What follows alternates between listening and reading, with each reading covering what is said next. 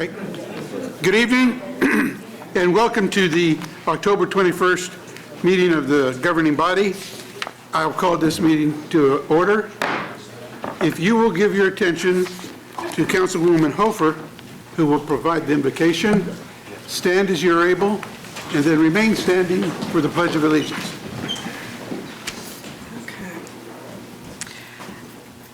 Our speaker tonight is Susan Zuber-Chaw. Susan is a retired professor with distinguished service at both Washburn and Emporia State University. In addition to her academic career, she continues to serve as an on-call chaplain for the TPD, providing spiritual support and guidance to the community. Thank you, Susan. Thank you. Let us pray. Thank you tonight, God, for these your servants, our mayor, our city manager, our city staff, and our city council members. I give thanks for the way of service that they have chosen to take up on behalf of all of us here. We all come into this room tonight as complex human beings, carrying burdens, carrying joy and hope, and we know that your spirit of love and peace will guide everyone tonight. We acknowledge the need for wisdom and insight, and we welcome your presence among us all, God. Guide us in all discussions and decisions, helping this body to seek what is best for everyone involved. We trust in your perfect knowledge and ask that you direct this meeting according to your will. We pray for wisdom, for strength, and for the courage to do what is right and good for all citizens. May this body put the interests of others above all. We pray that these, our good neighbors on this council, act with love for the common good, recognizing your image, God, in every person here. We thank you again for this council, our mayor, and all of our city staff, and let us say, Amen. Amen. Thank you. I pledge allegiance to the flag of the United States of America and to the republic for which it stands, one nation, under God, indivisible, with liberty and justice for all.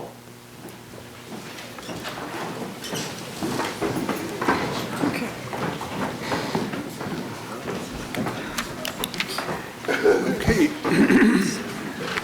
Madam Clerk, roll call, please. Mayor Padilla. Here. Councilmembers Hiller. Here. Valdivia Acala. Here. Ortiz. Here.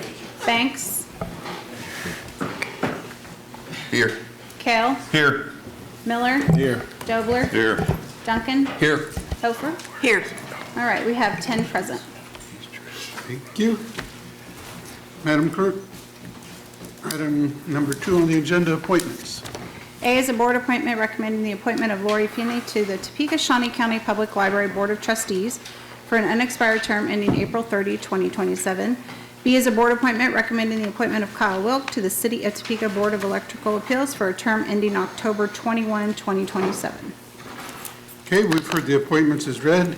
Is there a motion from the board? Motion to approve by Deputy Mayor Kale, second by Councilman Miller. And we're ready to vote. Okay. Mayor, you do not vote. Why? Messing with you.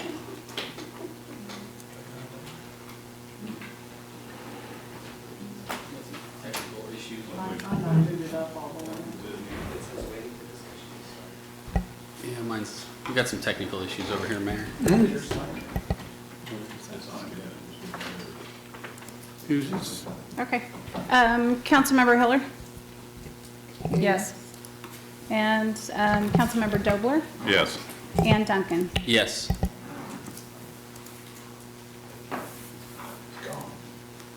Okay, we have 9 yes, the motion carries. Okay, motion's carried, and I see Ms. Finney in the audience. And I would ask her to stand so we can acknowledge your presence and thank you for your service.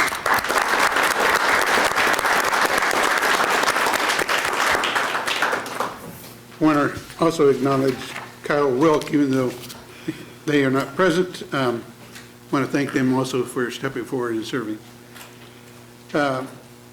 Madam Clerk, agenda item number 3. 3 is a presentation on the mayor's task force against domestic violence. Mr. City Manager.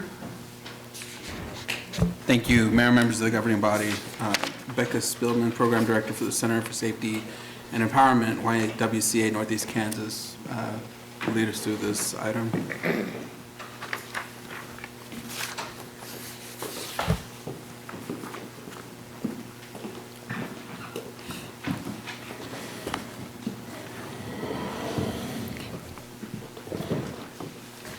Hi, Peggy.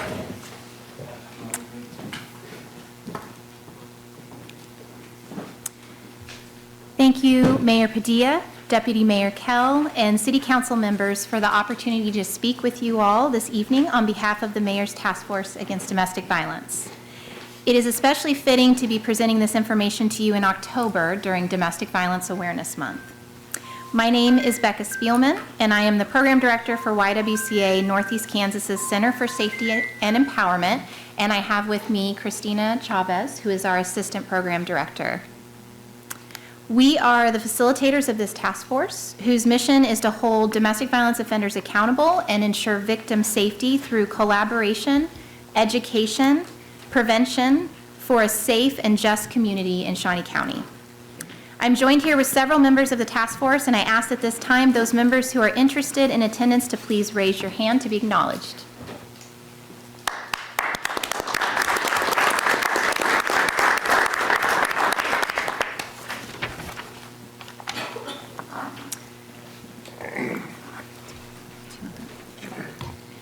So as you can see, our mission is to hold domestic violence offenders accountable and ensure that victim survivor safety is obtained through collaboration, education, and prevention for a safe and just community. Our task force is comprised of a team of professionals from various sectors of our community who are dedicated to the elimination of domestic violence in Shawnee County. Statistically speaking, on a national level, relationship violence impacts 1 in 3 women, 1 in 4 men, and 1 in every 2 gender non-binary or trans-identified individuals. This statistical report placed in front of you captures data from the Shawnee County District Attorney's Office, the City of Topeka's Municipal Court, local law enforcement agencies, the Shawnee County Health Department, Kansas Legal Services, the Disability Rights Center of Kansas, battering intervention programs like the Family Peace Initiative, who is here today, Stormontville Health, and victim service providers during the 2024 calendar year. As you can tell, there are a number of folks within our community who serve on this task force, including Blue Cross and Blue Shield of Kansas, our only corporate entity, I believe, that's on here. We've recently added more faith-based or local faith communities as part of the task force as well. And we even have a council member who sits on the task force pretty regularly. So we're glad you're here. Yeah. Blue Cross and Blue Shield of Kansas, as I mentioned, they have been a leader in developing and implementing innovative programming for their employees, and they actually form a corporate engagement subcommittee that addresses issues of domestic violence within the for-profit sector. Okay, so this first slide speaks to the different statistics that we were able to cover in 2024. So as you can tell, we had 2,195 domestic violence calls or calls that were flagged as domestic violence, and that is across all law enforcement agencies within Shawnee County. Of those calls, 1,407 arrests were made. In collaboration with the Topeka Police Department, we were able to pull lethality assessments, which assess for the level of danger and ultimately assess for how likely a homicide is to take place. Of which 993 victims and survivors within our community, specifically within the city of Topeka, scored high, meaning that they have a statistically significant likelihood to lose their life to domestic violence. 261 of these individuals who were identified as the offenders were repeat domestic violence offenders. They were identified by TPD officers, some of whom had offended 6 months out of the 12 months, were on the list many, many times, law enforcement responding to their homes. We also had 1,117 domestic violence cases that were prosecuted by the City of Topeka's Municipal Court and by the Shawnee County District Attorney's Office. So as you can tell from a law enforcement and prosecutor standpoint, we're seeing quite a bit of resources being delivered in this way. Furthermore, this is not included on the slide here, but we were able to gather information from Kansas Legal Services and the Disability Rights Center of Kansas. Those folks are providing free, in many cases, legal assistance for folks as they are applying for protection orders. And they served 141 clients this past year that were Shawnee County residents. 156 battering intervention assessments were completed for Shawnee County residents by both our Attorney General certified battering intervention programs, which for those of you that may not know, battering intervention program is best practice in terms of treatment when we're talking about ending recidivism of domestic violence and domestic violence offenses. 369 patients at Stormontville Health reported that they did not feel safe in their relationships when asked in the screening tool. And 854 victims and survivors of domestic violence living in Shawnee County received advocacy services from both the Department of Corrections and YWCA.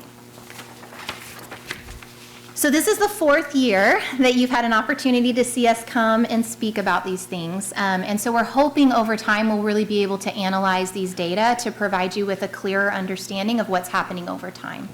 However, one of the things that I wanted to acknowledge to you all is the continuation of the unmet needs that we see within our community. Two major barriers when it comes to victims and survivors finding safety within our community are lack of affordable housing and limited public transportation. Many of the survivors that we serve rely on those things for safety, and that is, those are reasons in some cases why they are unable to leave violent or toxic or unhealthy relationships. Per the request, I believe it might have been Deputy Mayor Kell who made the request about zip codes a couple years before. We have looked now for the last 2 years about the zip code locations in which most law enforcement calls are responding. And so you can see in the report that those zip codes are 66604, 05, and 07. Now, that is not to say that's where the vast majority of domestic violence is taking place, but that is where the vast majority of our law enforcement agencies are responding, okay, within city limits. And then finally, as we look at the comparison over the last 4 years of all of these different entities providing support to survivors, one of the things that we have noticed is that consistently law enforcement is responding to more domestic violence calls every year. And so there's a breakdown on page 6 where you can kind of see how the calls and the arrests have increased every single year. So that is unique to this particular statistic, because none of the other public sectors or aspects of this report had that same increase every single year. So either that means that more 911 calls are happening, or that means that more arrests are happening, but you can see the breakdown of the percentages increase year after year. And we anticipate that that will also happen in the 2025 report that is presented next year. And with that, we love having people within our community, leaders like yourselves, on the task force, involved in the task force. It is called the Mayor's Task Force, so we love, obviously, the collaboration that we have with the Mayor's office. If you or someone that you know might be interested in joining us, we would love to have you on our team. We meet monthly, but we also include folks on our listserv who aren't able to attend monthly, just so they're aware of what's going on and the things that we're working on. So I think that's everything. Does anyone have any questions? Questions for Becca on the report? Councilman Miller. Thank you very much, Mayor. And thank you for coming to present today. You gave some great numbers. And one of the things I always think about is how we respond as a community in order to help this specifically when it comes to domestic violence, because it's not just against the spouse, Right. it's against the kids as well. And when kids see a lot of domestic violence in their house, they have a higher percentage of them becoming domestic batterers, because that's what they're witnessing, that's what they're seeing as what love is, right? So when you're talking about bystanders or upstanders, people who actually do something when they see something, what is something that someone can do if they hear or see little red flags or yellow flags in their friends and their relationships? Sure, I think that's a fabulous question and one that we get a lot, honestly. So we at the YWCA offer bystander intervention, safe bystander intervention training, but on a very simplistic, maybe elementary level, what I would say is, given the nature of the relationship that you may have with that person, we always encourage folks to come from a place of care and concern, not from a place of judgment or a place of creating maybe barriers between you and that person in the relationship, but just identifying the observations that you've made, the concerns that you have, letting that person know that they deserve safety, that you are going to stand by them throughout the course of whatever that means. You're going to trust their decisions, that you are here for them, and making sure that they have access to resources like advocacy if that's something that they're interested in. We hear that a lot, that people know or care about someone who's going through that, and if that's the case, we also serve secondary survivors. So even if you are not directly impacted, we can still work with you on developing a safety plan that can be implemented with that individual and a safety plan for yourself. Okay, thank you very much. You're welcome, thank you. Councilwoman Hiller. Thank you, Mayor. You made a comparison comment a little earlier. So based on the data that you have then, the numbers of incidents aren't particularly going up, but the reporting and asking for help is? Potentially, yeah. So I think one of the things that we see when it comes to domestic violence or any type of interpersonal violence is how underreported it is. But yes, we are seeing more and more people reporting in that way, yeah. Yeah, I think that's a good sign. I just was double checking. That's good. Yeah, I think, I hope that more and more victims and survivors and more loved ones are learning that there are resources available, that there are options available to folks. And so hopefully when folks have access to those things, they are safer and more comfortable reporting. Well, I would further say that that's a compliment to you and the partners, because people don't complain if they don't trust that it'll be okay. So, good job. Thank you. Well, we definitely could not do this work without the support of those people back behind us. So this is a community problem. We see it as such, and it takes a community solution. Thank you. Rebecca, I have a question. Maybe it's in a report somewhere. I know we have good collaboration with the Sheriff's Department. I believe Washburn University and Topeka 501 Police Department. We have had some connection with Topeka 501 Police Department. I know that we've invited them to attend, and I believe they may be on the listserv, but we haven't had the ability to offer regular attendance. So, yeah. Well, I asked the question because, as mentioned by Councilman Miller, domestic violence is observed by a lot of youth in the home. And I'm just wondering if there's that opportunity for, the counselors at the schools and so forth. I'm sure that they are all trained and are aware of those things, those red flags that they might see in the school that then can be relayed to law enforcement so that they're part of our collaboration as well, because they see the kids on a daily basis. And they can probably see the effects that a home that has violence going on has on them. So I would encourage you to continue to reach out and invite them. I know the chief over there. I'd be more than glad to give him a call. That would be amazing, yeah. If you don't mind making that connection, that would be wonderful. I know that that I think has been a difficult thing at times, not just specifically talking about school district contacts, but also youth-serving agencies. We do have Lifehouse Child Advocacy Center, who is currently on our task force as well. And then our public education coordinator has been working diligently to do some education with adults who serve youth. Because the other piece of it too is that we start to see some of these unhealthy, violent, toxic relationships within dating relationships within the schools too, right? And so you're absolutely right. The kids who are in the home observing this need safety and need support. And of course, when we start to see these things happening on the teen level, it's not hard to see how it impacts them when they get older as well. So, did you have anything? Thank you. I think we see the immediate responses to what the children are seeing right now, but we also know that there is a lot in the studies that speak to what happens to children as they grow older, and it affects not only what Council Member Miller spoke to, learned behaviors, but also affects health. So there are ways in which mental health and physical health are also affected when we grow up in a home where domestic violence may have been present. So it is a public health response to continue to provide this level of education to not only the adults who are serving children, but the children as well, and then to continue to provide this level of prevention and safety that the Mayor's Task Force is providing.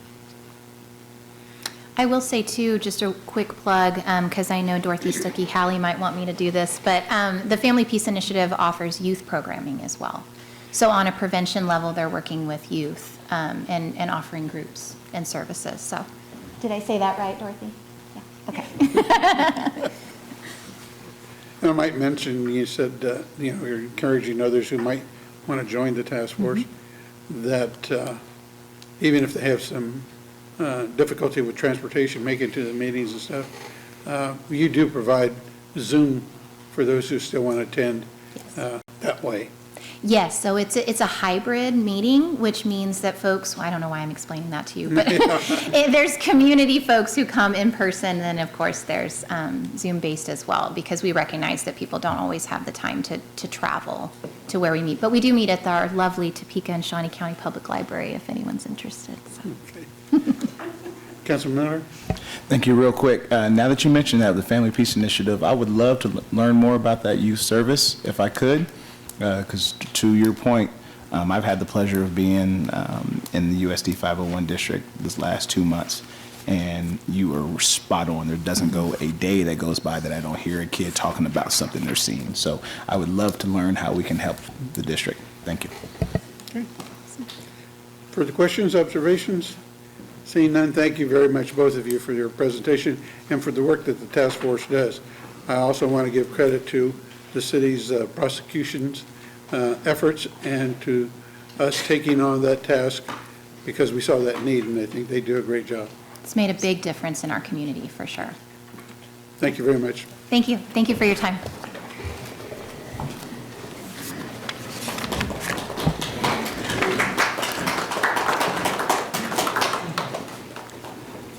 Madam Clerk, agenda item number 4, consent agenda.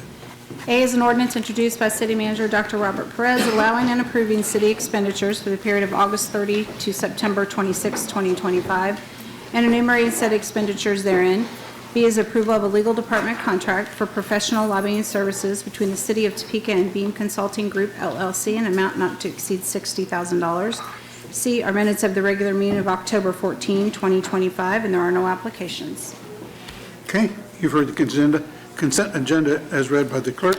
Motion to approve by Councilman Dobler with a second from Councilman Duncan. Okay. And I get to vote this time. You do. All right, we're ready to vote.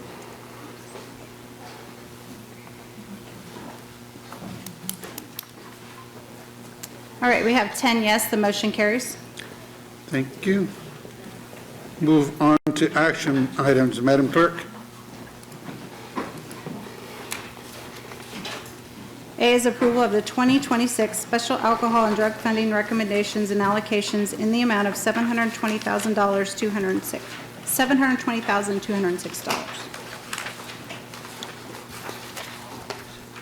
Mr. City Manager. Thank you, Mayor, members of the governing body. Carrie Higgins, our Housing Services Division Director, will lead us through this item. All right, good evening. Am I on okay? Yep. Okay. Good evening. Thank you, governing body, Mr. Mayor. So we presented these recommendations to you last week for discussion, and we are back tonight for approval. As a reminder, this funding comes from the state of Kansas liquor tax, in which a third of it is required to go towards prevention programs for alcohol and drug abuse.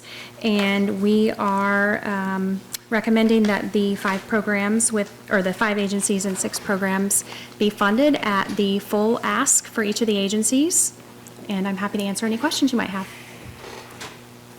Any questions? I also have someone signed up for public comment, Mr. Henry McClure, before we take a vote. I don't see him. There he is. Okay. All right. We have public comment before we take any motion from the body.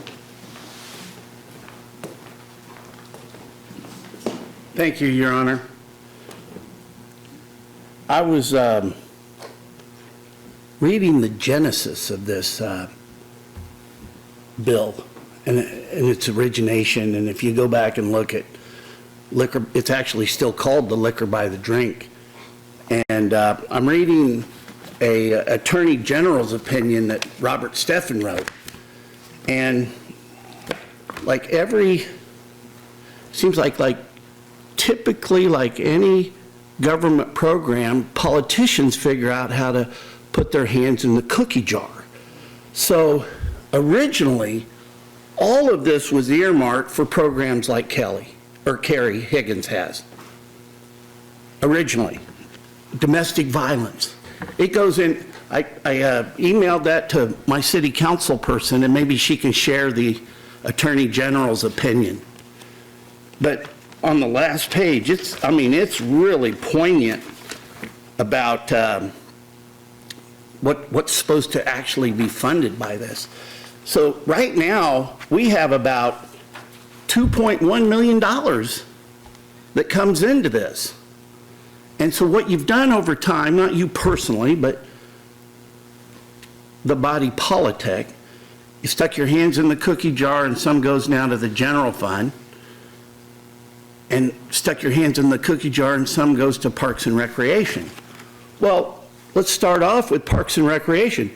The minute you gave Parks and Recreation over to the county, you should have stopped funding it. You should have kept that money and given it to her programs. I've knocked on a few doors. I'm running for a public office, if you weren't aware of it. But man, this is what everybody talks about. This is what you go to, and you're ambushed by all the committees. Hey, what are you going to do about domestic violence? What are you going to do about it? Well, you can do it today. You guys can all do it right now. I don't read in any of the existing laws that it's mandatory that you give it to them, to the parks and to the general fund. I mean, let's not start following the law today. Far too often, the details are overlooked. It's how our water department, remember the days of Jack Alexander when there was flush? There was money in that. Then you started using the money for all sorts of different stuff. It's also exactly like what's going on with the sales tax money. It starts off as a good idea. This one, you got to read Bob Steffen's opinion.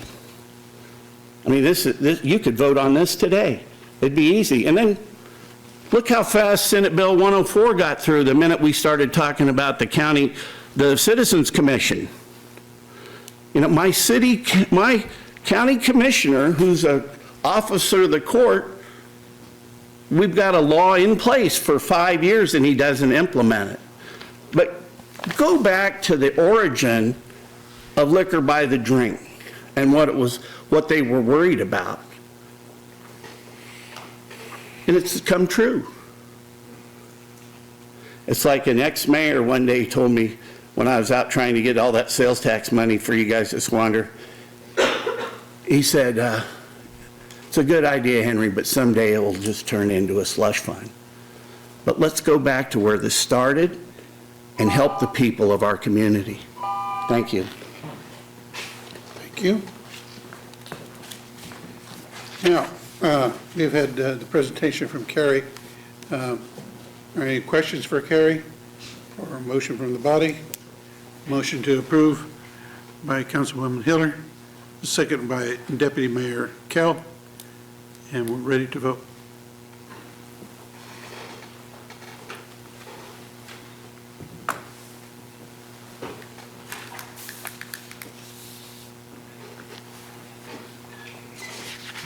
Councilmember Ortiz.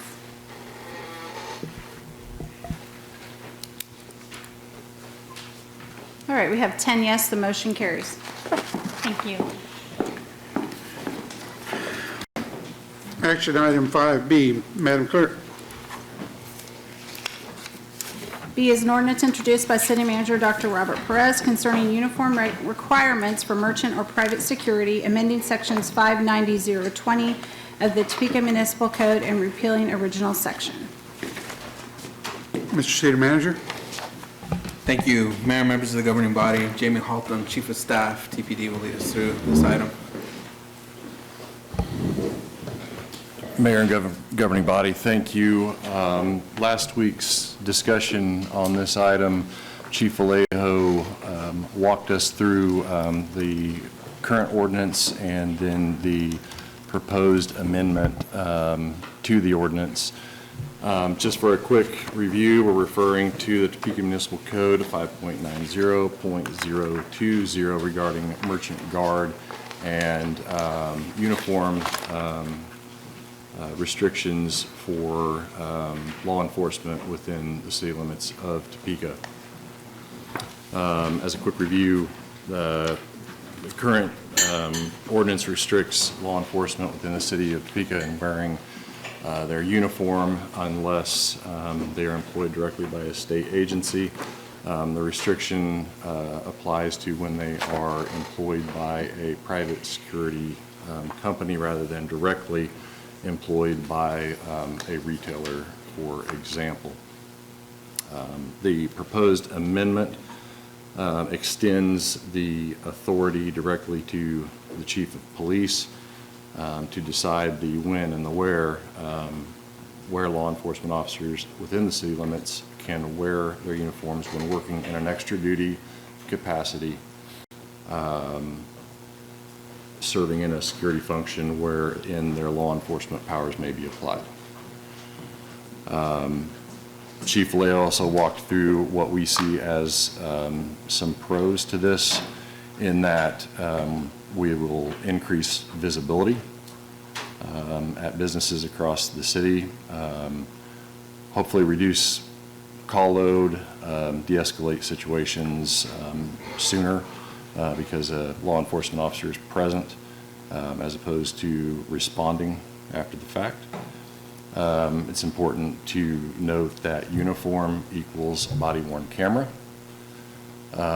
for additional accountability. And then, obviously, a reduction in call load or burden to the on-duty officers who are serving the rest of the city.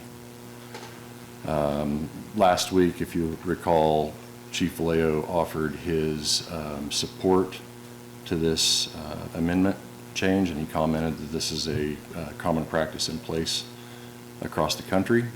We have strong policy in place already at the agency for secondary and extra duty employment.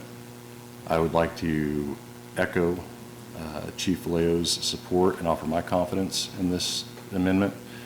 And with that, I would ask for your support, and I'll stand for any questions. Okay.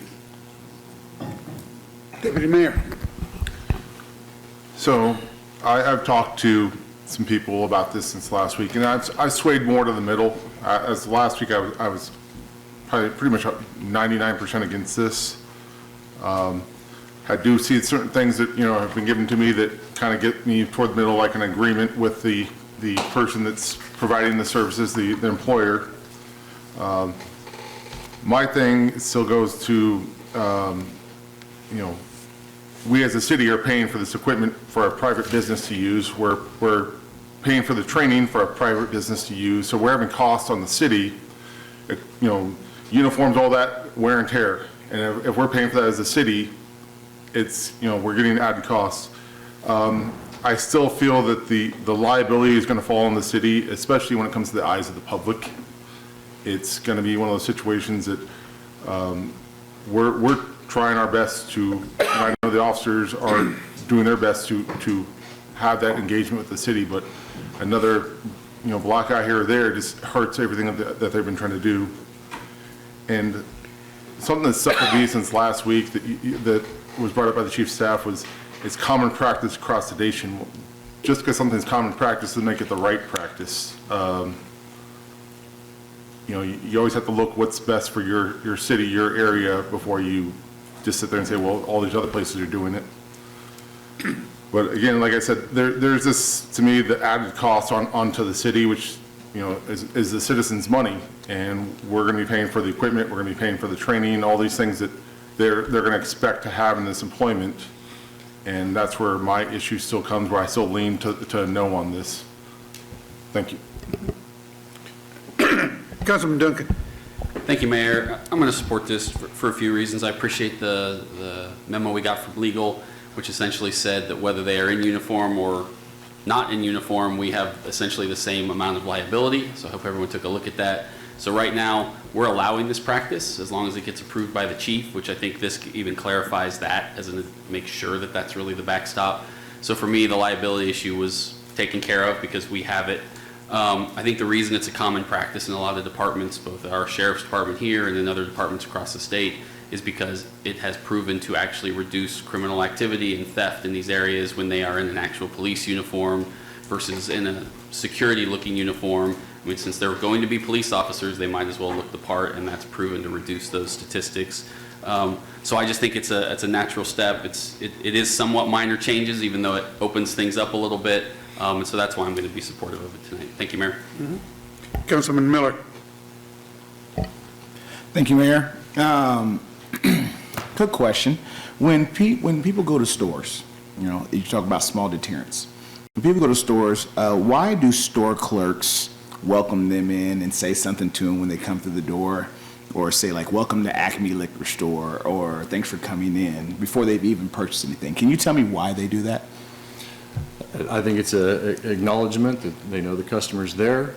They're ready to serve the customer, provide a service to the customer, the best service that they can. And it's a visibility piece. Okay.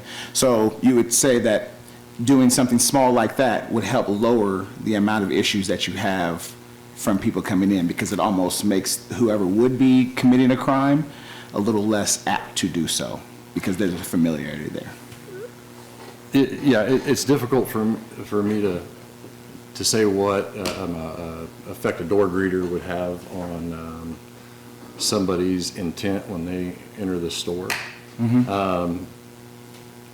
But to apply the same principle to a uniform presence who is recognizable as a law enforcement officer, who has law enforcement powers, who stands ready to serve the public while they're in that store, make their shopping experience safer. I think I can speak confidently to that side of it and say that would serve as a deterrence. Thank you. And that's what I was trying to get to at the end of it. It may help deter somebody, but it makes the people who are shopping and participating in that town, Topeka, feel a little more safer because they have that presence there. I would agree with that. Okay. Thank you very much.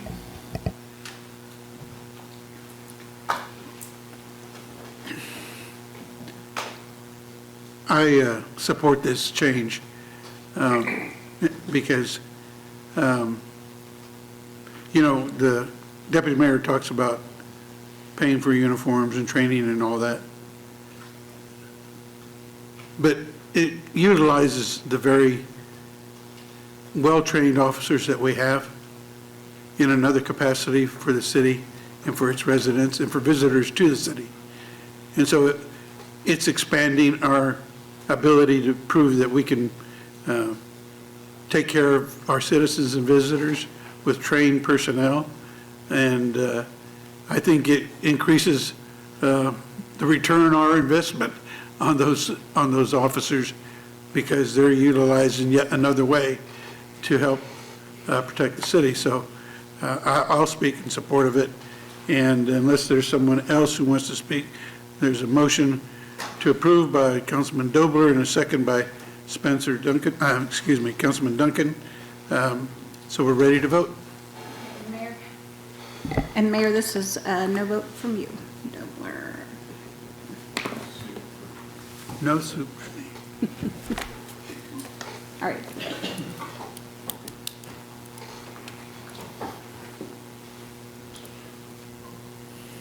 Okay, we have 8 yes with council members voting no. Okay. Thank you. Move on to, thank you, Chief.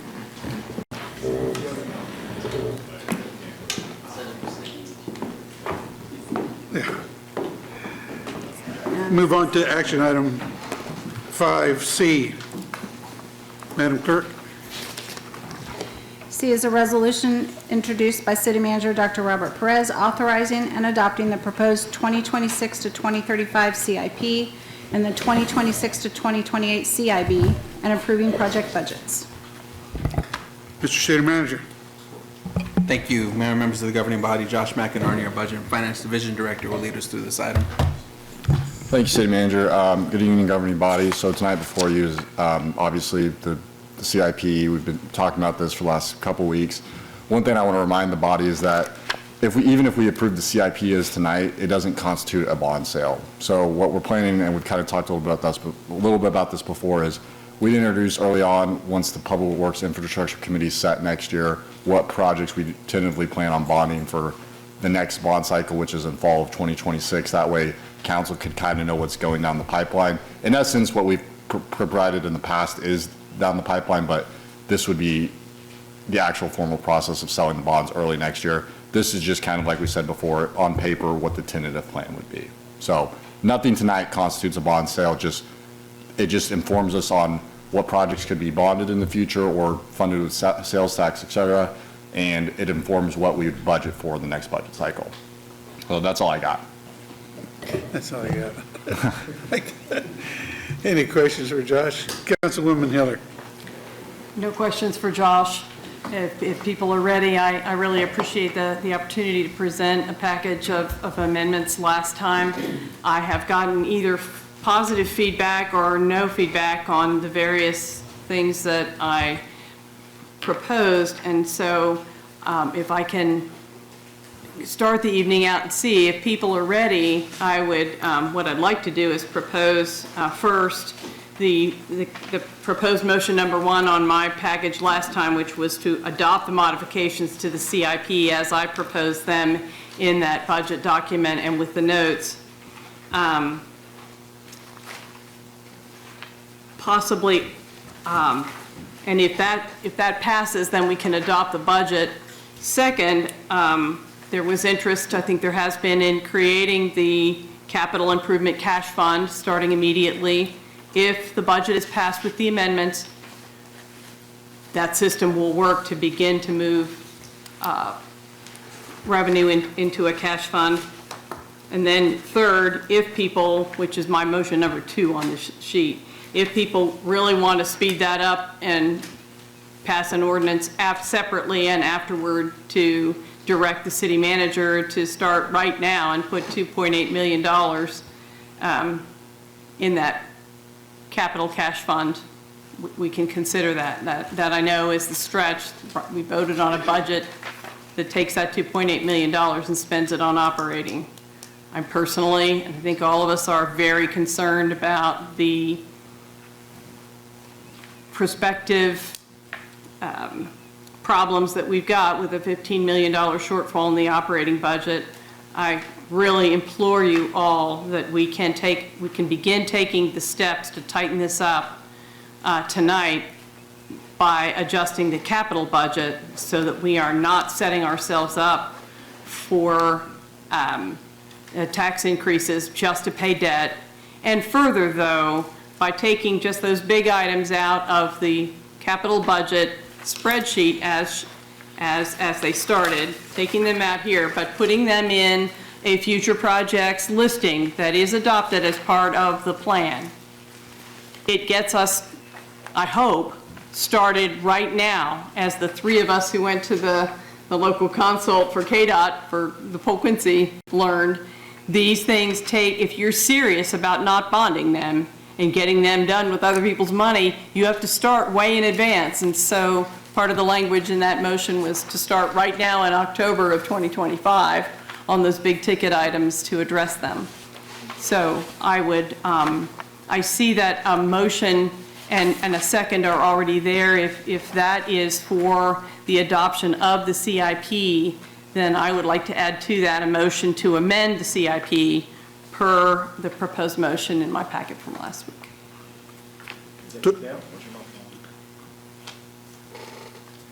So you want to add an amendment?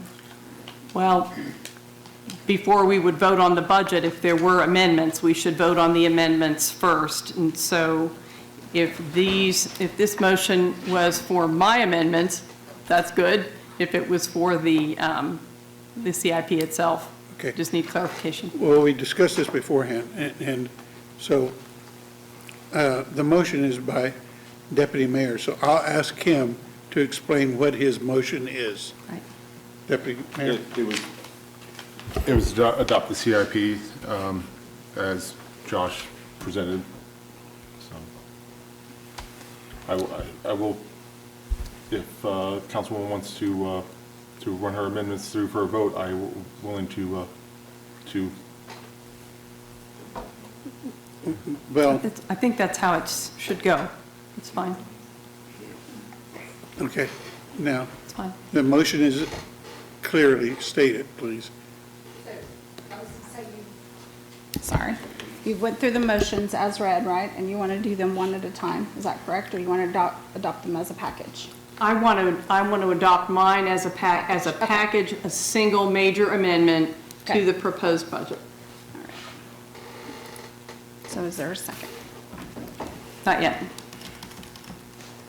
So there's a question here from Councilman Domer.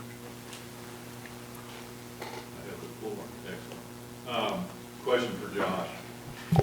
Thank you. Question for Josh. And I'm looking at the spreadsheet that Councilwoman Hiller put together, color-coded nicely. I might have chosen a couple of different colors. A little purple would have been nice. Yeah. Just looking at the two lines that are colored orange there, fire truck replacement cycle and transportation operations fleet replacement. I believe the proposal was to reduce those to 10-year bonding, is that correct? Absolutely. Have you taken a look at that specifically and what that would do to the, basically our repayment cycle? So obviously, state statute, when we bond a fire truck, state statute is either, I think it's either 10-year max or 15-year max. So that's kind of already been embedded into where if we ever bond any fire equipment, it's a max of 15 years. So if the difference between 15 and 10, I'd have to run the math for you, but obviously it's going to be more upfront payments and less interest costs, but it shouldn't be a huge difference. Okay.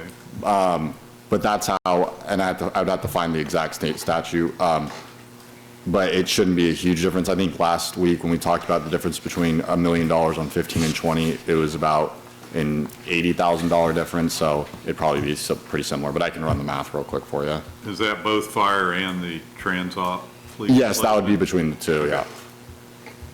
I tell you, that's one I can support. I think bonding rolling stock for more than 10 years is something that we shouldn't be doing. And that was my question, so I'll wait till the rest of this plays out. Thank you. Councilman Duggan. Well, I guess my request would be, and you don't have to do it, is if Councilmember, Deputy Mayor Kell could pull back his motion so that those of us who maybe have some amendments could have that conversation without us having to add to his motion every time. And then once we've gone through that, he can then move to pass whatever we've settled on as a final document. I think that might make this a lot cleaner. Deputy Mayor. And the second? Yes. Okay. And then with that, I guess my second question too is, one of the suggestions here is to create that capital improvement cash fund so we can move some dollars into that instead of the debt service fund, correct? I mean, that's one of Councilman Heller's. I don't necessarily want to speak for Councilman Hiller. The way I understood it is she would transfer money from the general fund into a separate project fund. That way we'd pay for cash out of projects instead of bonding them in the future. Right, because right now, there's money going into the debt service fund, right? Which then can only be used for debt. The idea is that would then give us flexibility. We could still use it to pay debt, but if we suddenly had a lot of cash, we could use it to pay for other stuff. Is that the thought process behind that? Yes, and it's partly because the council already approved taking 2 mills out of the debt service fund and switching it over to operating. I am very deeply concerned that we will never get it back. Also, within 5 years, we'd have to raise taxes.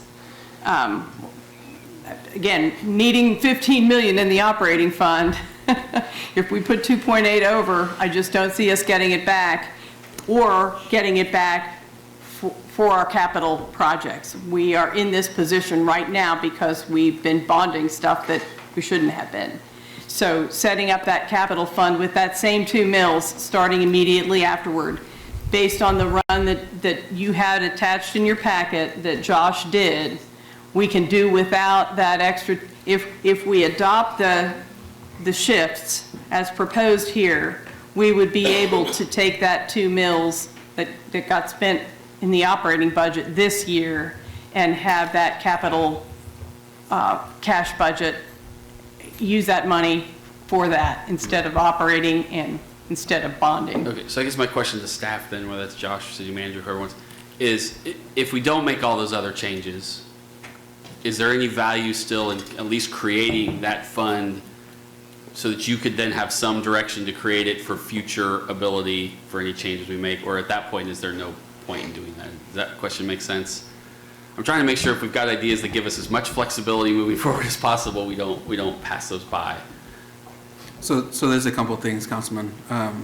So the 2 mills that we took out of the debt service payments to go into the operating fund, if we took that back out of the operating fund, Josh, please correct me if I'm wrong, we'd have to identify reductions or some funding source within the general fund operating budget to maintain it being balanced into 2026. So we'd have to either take it from our reserves, which are right there at our 15%, or we'd have to identify $2.8 to $3 million worth of reductions in the general fund. So our budget would no longer be balanced unless we identified, like I said, taking it out of reserves, or we identified another $2.8 million to $3 million in reductions in the general fund.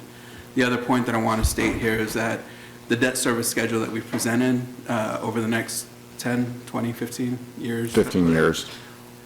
The mill rate does not change. The overall mill rate stays constant at 36.956. Right. What is changing is where we have adjusted or moved the 2 mills from our debt service payments to our operating. Over the next 4 years, we basically restore that at 0.5 mills until we get back to what we're at as of today. So we're not raising taxes to do anything. We are assuming that transfer back to the debt service payment, but that transfer back essentially takes operating dollars out of our general fund, that it will be part of our deficit that we will have to address. And basically that half mil today equates to about $750,000. Mm-hmm. Right. Okay, all right, that's helpful. And could I add one thing to that? Instead of making a new fund, what we did a couple years ago is we cash funded a Dreams project in 2024. The cleanest way to do that is, if we were ever to do that, is have a line item and then just a direct transfer. It would be a specific line item in the general fund that would go into a project fund to pay for the project. That's how that's typically done. Okay, thank you. Okay. Councilman Dover? Thank you, Mayor. Back to the 2 line items for fleet operations and fire trucks. I would like to make a motion to do exactly what Councilwoman Hiller suggested, but since this is your proposal, I would support that if you want to make that separate. I don't know, let me just say, I don't think I can support it as a package, but there's elements of this that I certainly like. So if we want to start through it step by step, maybe that's a better way to do it. I would either make that motion or I would support yours if you would like to make it. We still have a councilman who'd like to make a comment as well. Okay, however you want to handle it. Okay. Thank you. Councilwoman Valdivia Akala? Thank you, Mayor. So City Manager, what you're saying, just to go over it again, the 2.8 that you're saying, if taking it out of the general fund and put it into this other cash fund that Councilwoman Hiller's talking about, then what you're saying is 2.8, that would get us out of balance for the 2026 budget, is that correct? Yes, if we wanted to try to restore the mill rate between the operating and the debt service funds, we'd have to identify $2.8 million in our operating fund to support that. That's correct. So it sounds like that would be a ton of work and have to go through some slashing more than has already been done. So it doesn't sound to me like you support this. I support the governing body, ma'am, and its direction. Oh, good one. Okay. It would be challenging, I would just say that, ma'am. I agree with Councilman Dobler in that piecemealing, the different sections, because there's no way, just thinking about possibly having to go in and do 2.8 million after we balance the budget. We have the city manager saying this and Josh saying this, and then we have Councilwoman Hiller coming up with this huge, package. I think it does need to be sliced up and voted on separately. So, and I could support that as well. Thank you, Mayor. Okay. So as we proceed, it didn't go as I thought it might from pre-meeting conferences. So on this particular item 5C, let's get started then and start the presentation so that the council can, because there's no motion to approve it as it is right now, is there? No. Okay. That was taken off the floor. Yeah. Councilwoman Hiller. To respond, if rather than item by item, if people want to go color line by color line through this chart, if that's helpful, certainly I'm happy to second your motion on keeping the orange line at 10 years. That is what, by the way, we have our own ordinance about debt, and it says that we're not supposed to bond anything more than what its official useful life is. And the official useful life on the fleet is 10 years, hence the 10-year. So? Could I, Mayor? Please. I haven't actually made the motion, so I would second yours if you would like to make it. That's fine. All right, so, and I think that motion would probably be something like, maybe you can help me with what that motion should look like. Funding for fire trucks and transportation operation fleets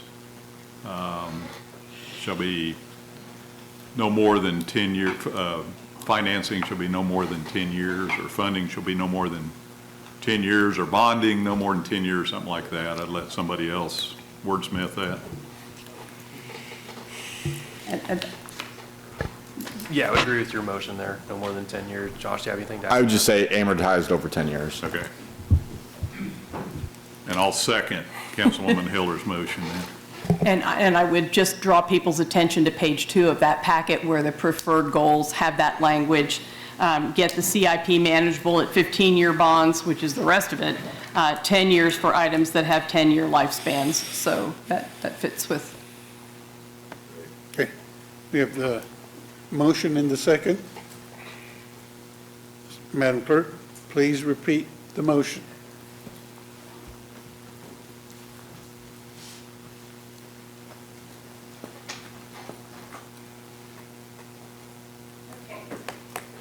I have a motion made by Hiller, seconded by Dobler, that the funding for fire truck replacement cycle and transportation operation fleet financing is no more than 10 years. Does that work for everybody? Okay. All right. So a motion and a second on the floor. We're ready to vote.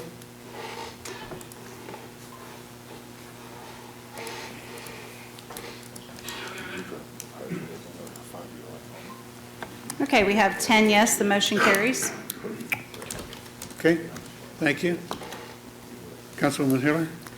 I think the second one the yellow, the ones in green don't need a motion. Those, the footnote on those is that watch for those. We may not need to do them, or we may be able to be reduce funding in the future. So if people want, if you want to vote that all the items that are marked green, we watch and look to see if we can reduce or eliminate those expenses. That would highlight those in the way that they're marked.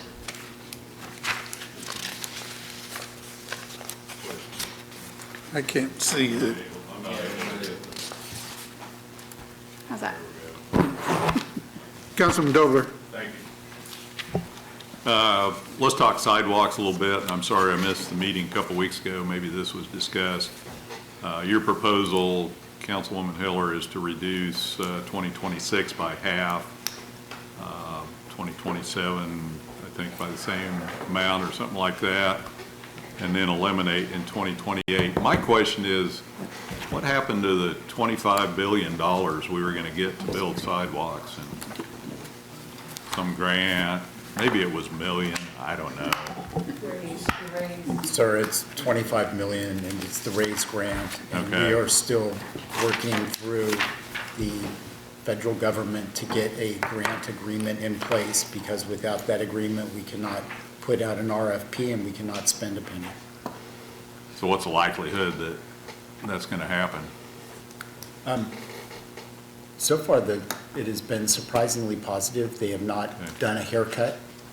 And so we are still looking at the full $25 million.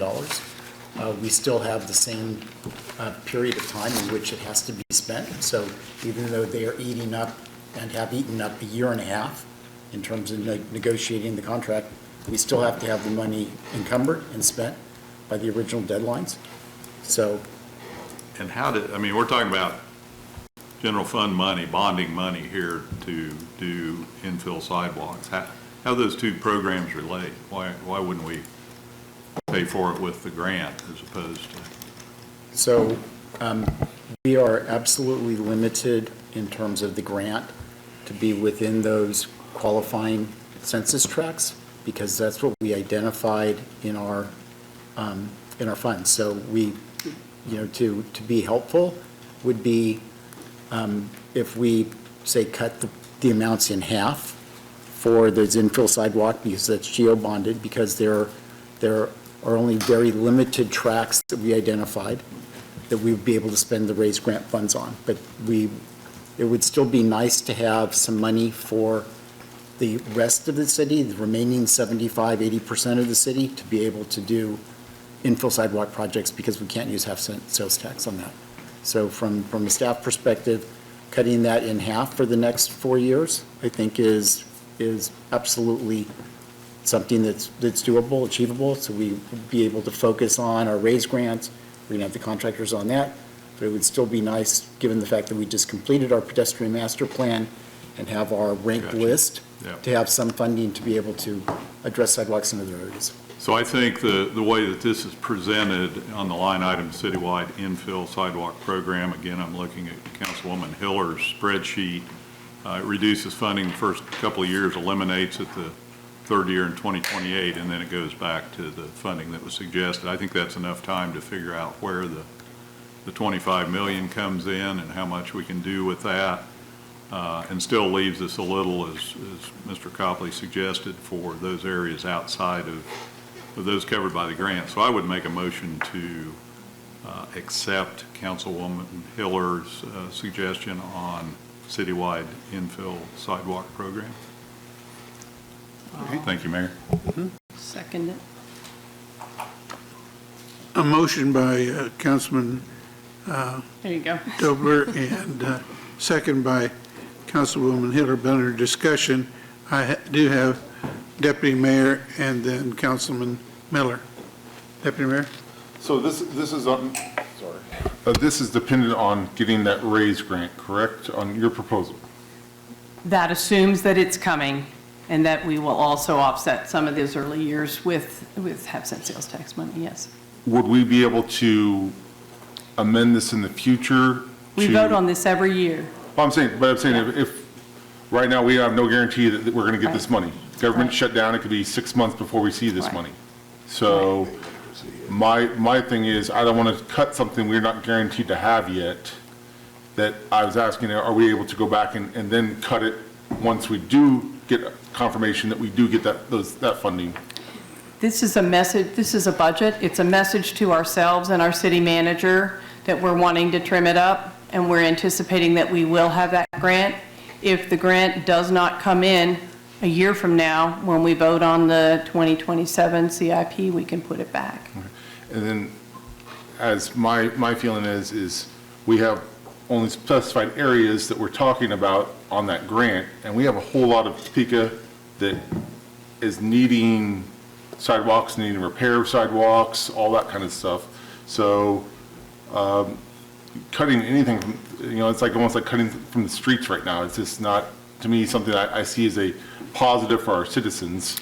I know this, we're talking about the infill program, but it's just, we have a lot of areas that need help, and it's, to me, without having that grant signed off and guaranteed, I don't want to cut anything that is going to hurt our citizens when it comes to sidewalks or streets on this kind of stuff, because that's our biggest areas that we're getting complaints on, is people can't even walk down their own, they have to walk in the street because the sidewalk's so bad.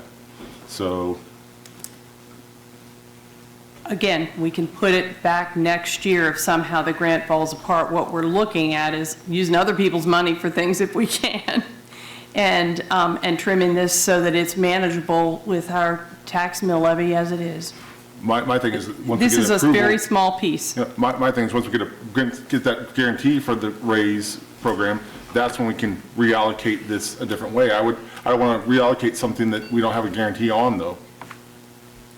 I think you've made your point. Councilman Miller? Thank you, Mayor. Real quick, could you remind us of the deadlines of that grant? If you have them. We don't know. So I don't have that off the top of my head. Okay. Would you send it over when you? Yeah, we'll get that in and send it to you in terms of when we have to have the money encumbered and when it has to be spent. Thank you very much. Councilwoman Hofer? I just want to add to this that the $600,000 that we currently have listed is not the only sidewalk program we have. We still have the 50/50 program, and we have several road projects that will be getting sidewalks also, like Topeka Boulevard.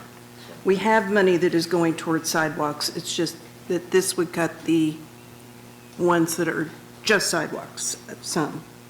So we have the ability to do a lot of sidewalks, and I hate to say it, we have limited contractors. There's only so many contractors in town that do this work, and I want to make sure that we are getting the ones we need the most instead of spreading them out or getting contractors we don't like. To me, this is a fair cut, and I'm going to support it. Councilwoman Ortiz? Thank you, Mr. Mayor. This is one that I cannot support. Everything east, a lot of properties, we have ditches, we don't have sidewalks. We've been approved of the grant. We've worked hard for the raise grant, and every time I ask about it, it just goes back and back. Well, yeah, it's coming, it's coming. We don't know what's going to happen. I can't, in good faith, support this.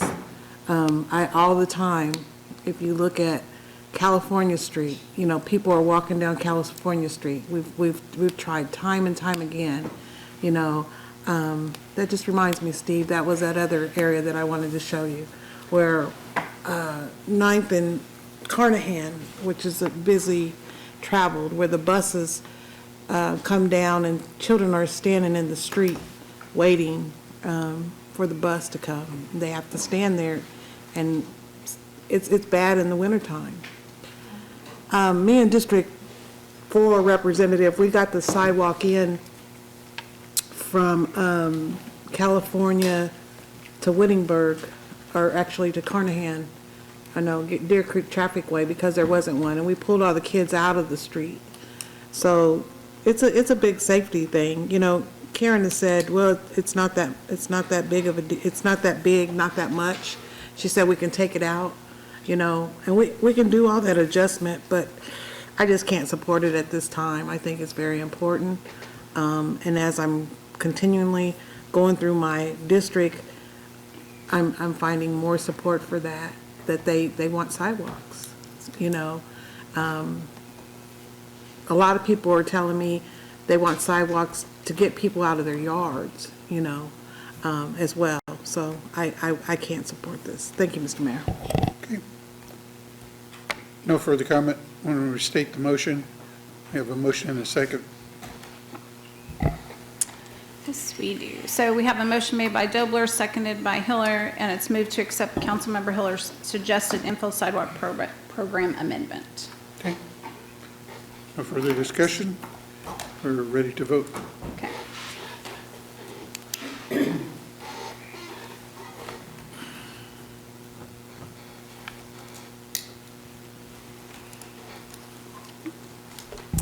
Okay, we have 6 no, the motion fails.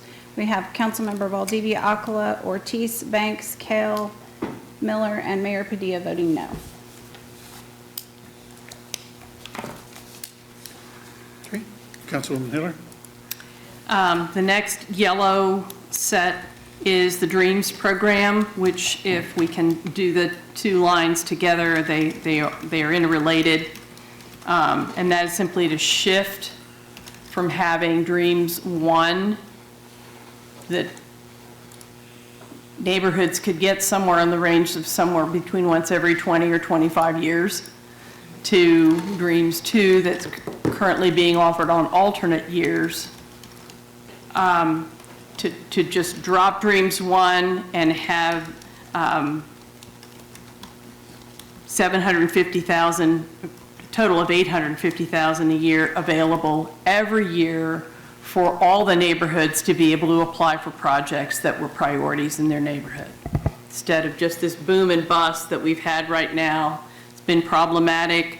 There was more discussion about frustration with how that went than I expected, even at this Citizens Advisory Council meeting last month. And those who were present voted to support the shift. The shift also will include things that you don't see here. It's making the major rehab housing money available every year to all neighborhoods and not tying it to just one neighborhood at a time. It also shifts, instead of their master planning, their neighborhood plans being tied to this once every 20 or 25 years operation, puts them 2 per year on a 10-year rotation so that they can all participate and keep their plans fresh and use them every year. There's a few more details to that. The relationship with Dreams 3 is that program was a program that was sort of a sandwich program. It had some CDBG money in it that used to be the old empowerment grants. And then in time, a council prior to us put some of the, quote, Dreams money in it too, but that's bond money. So you had a mix of infrastructure money that was limited to that because it was going to get bonded, and then this much more flexible CDBG money. And so, again, part of what people responded really well to was splitting that sandwich. So we added another 100,000 to what would be that all the way across Dreams item of 850,000 a year in infrastructure programs. And then where you see the Dreams 3 and you see the blank, that's because there wouldn't be any bond money in Dreams 3, but it would continue with CDBG money every year that the neighborhoods could apply for small and much more flexible grants. So I would move to approve the switch in Dreams. Staff will work with the neighborhoods to pull all the programmatic details out, but we need to do the budget so they know what they've got. Again, We have a motion. move to approve the 2 Dreams items as presented. Is there a second?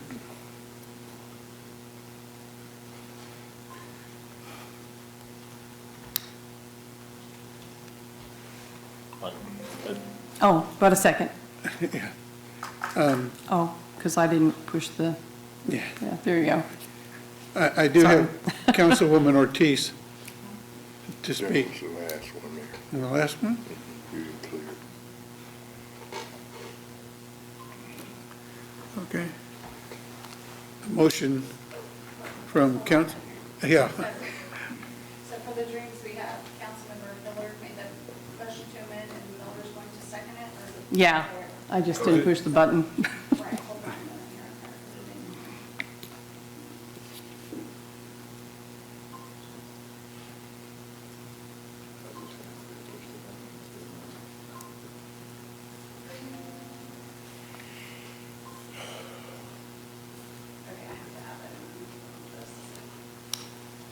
Okay. Sorry. Motion to approve by Councilman Miller, second by Councilwoman Hiller. Is that right? It's the reverse, but it's close.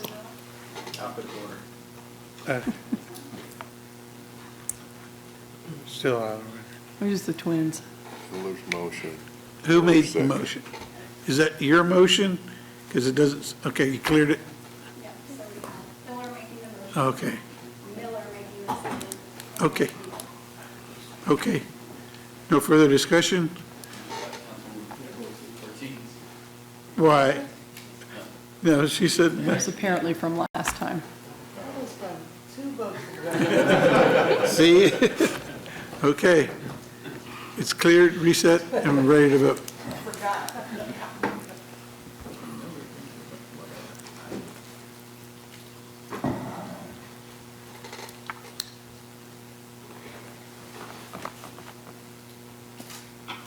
Councilmember Ortiz.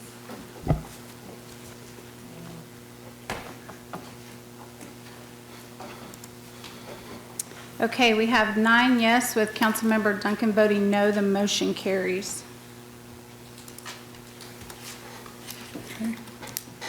I'll wait for you to clear this board again. Thank you, I appreciate that. Sure. Hold on just a second. Okay, so. Okay. Councilwoman Hiller. I think I've got the rhythm of this now. I Yeah, wasn't prepared go for ahead. exactly how it would go. Before we go to the next yellow one, let's go ahead and take the language from this and vote on the green ones. The green ones are the Fleet Garage move. I think they can all go together. Wanamaker, Huntoon, I-470 ramps, and the FIRM program. The language there would simply be a directive that these are items that we should watch with a goal of reducing or converting them to cash.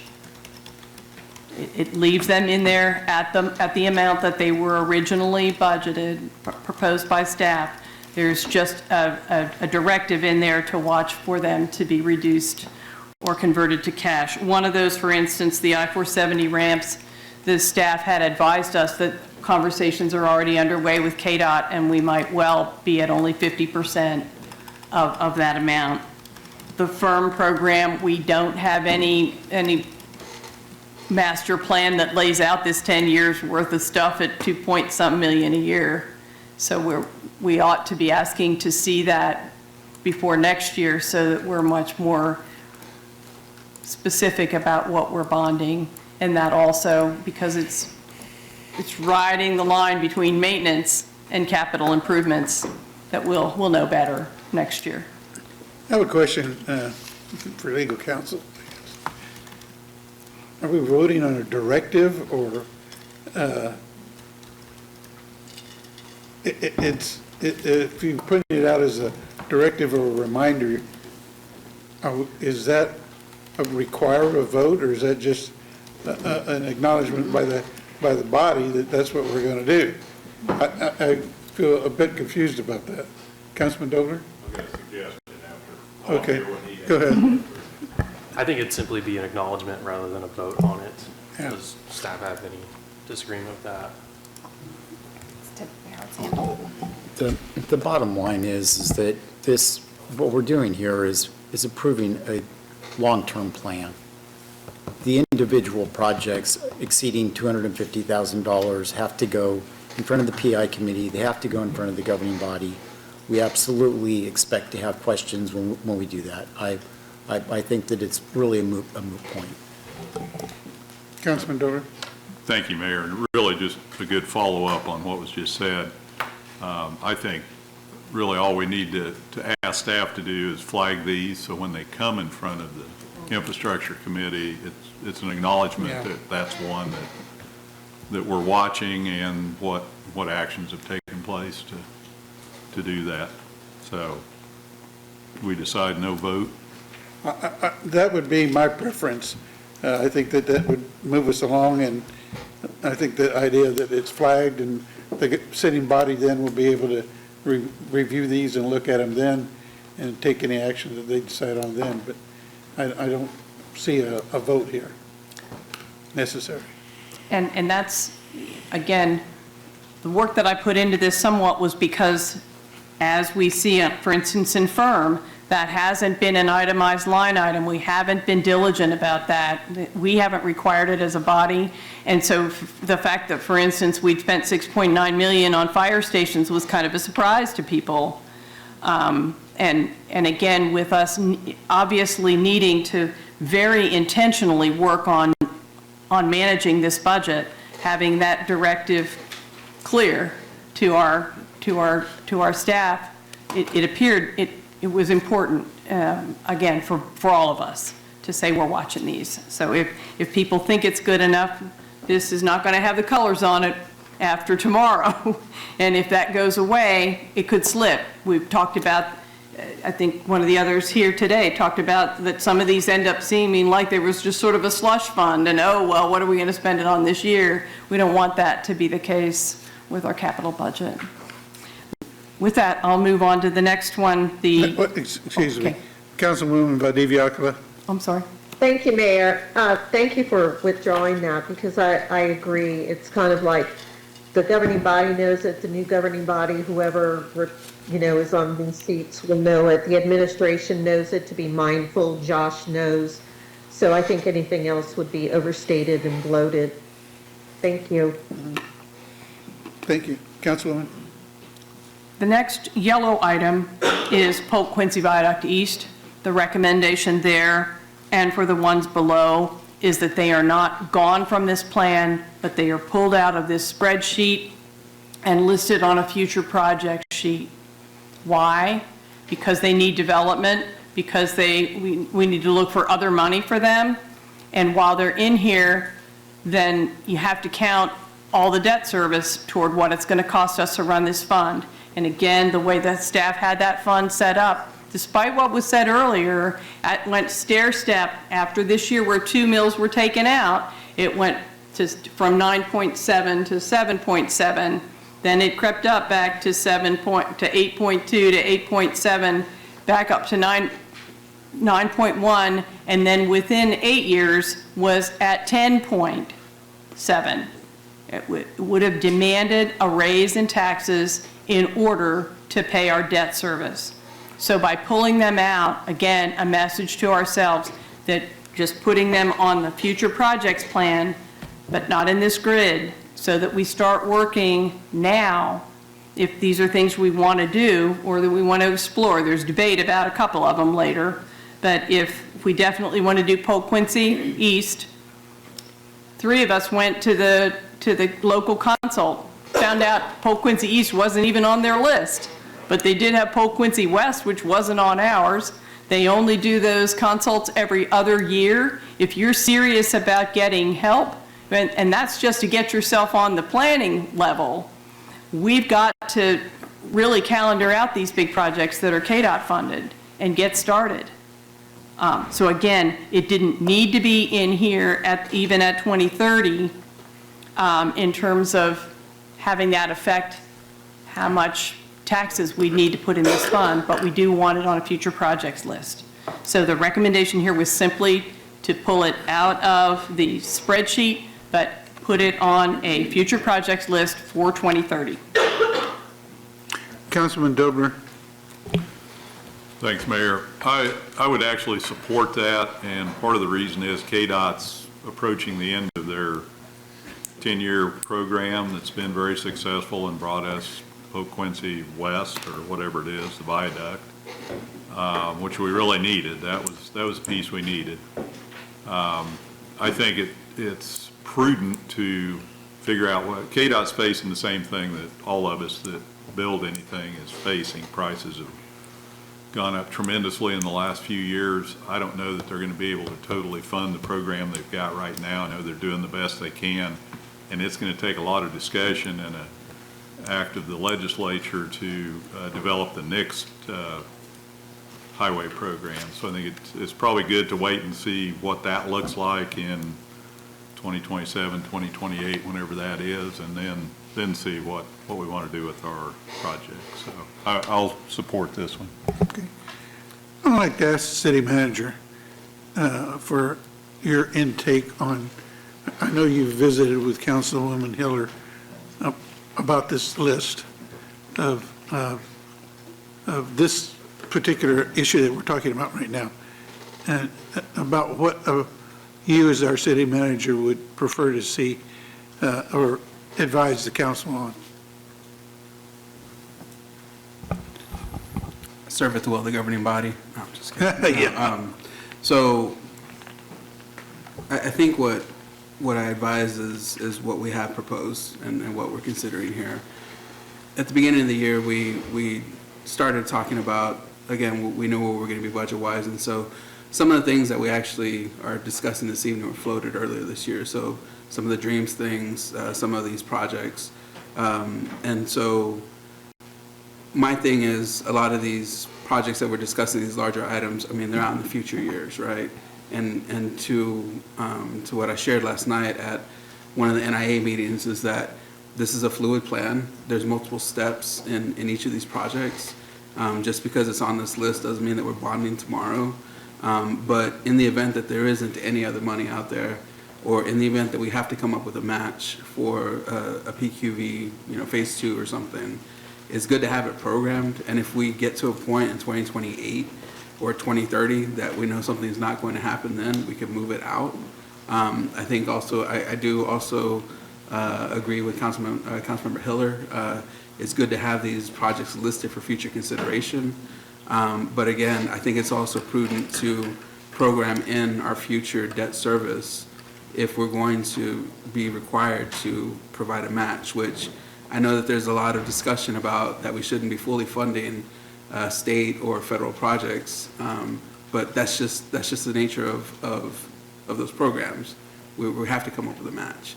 I don't know of any project where we get anything that's funded at 100% at the state or federal level. There's always a match.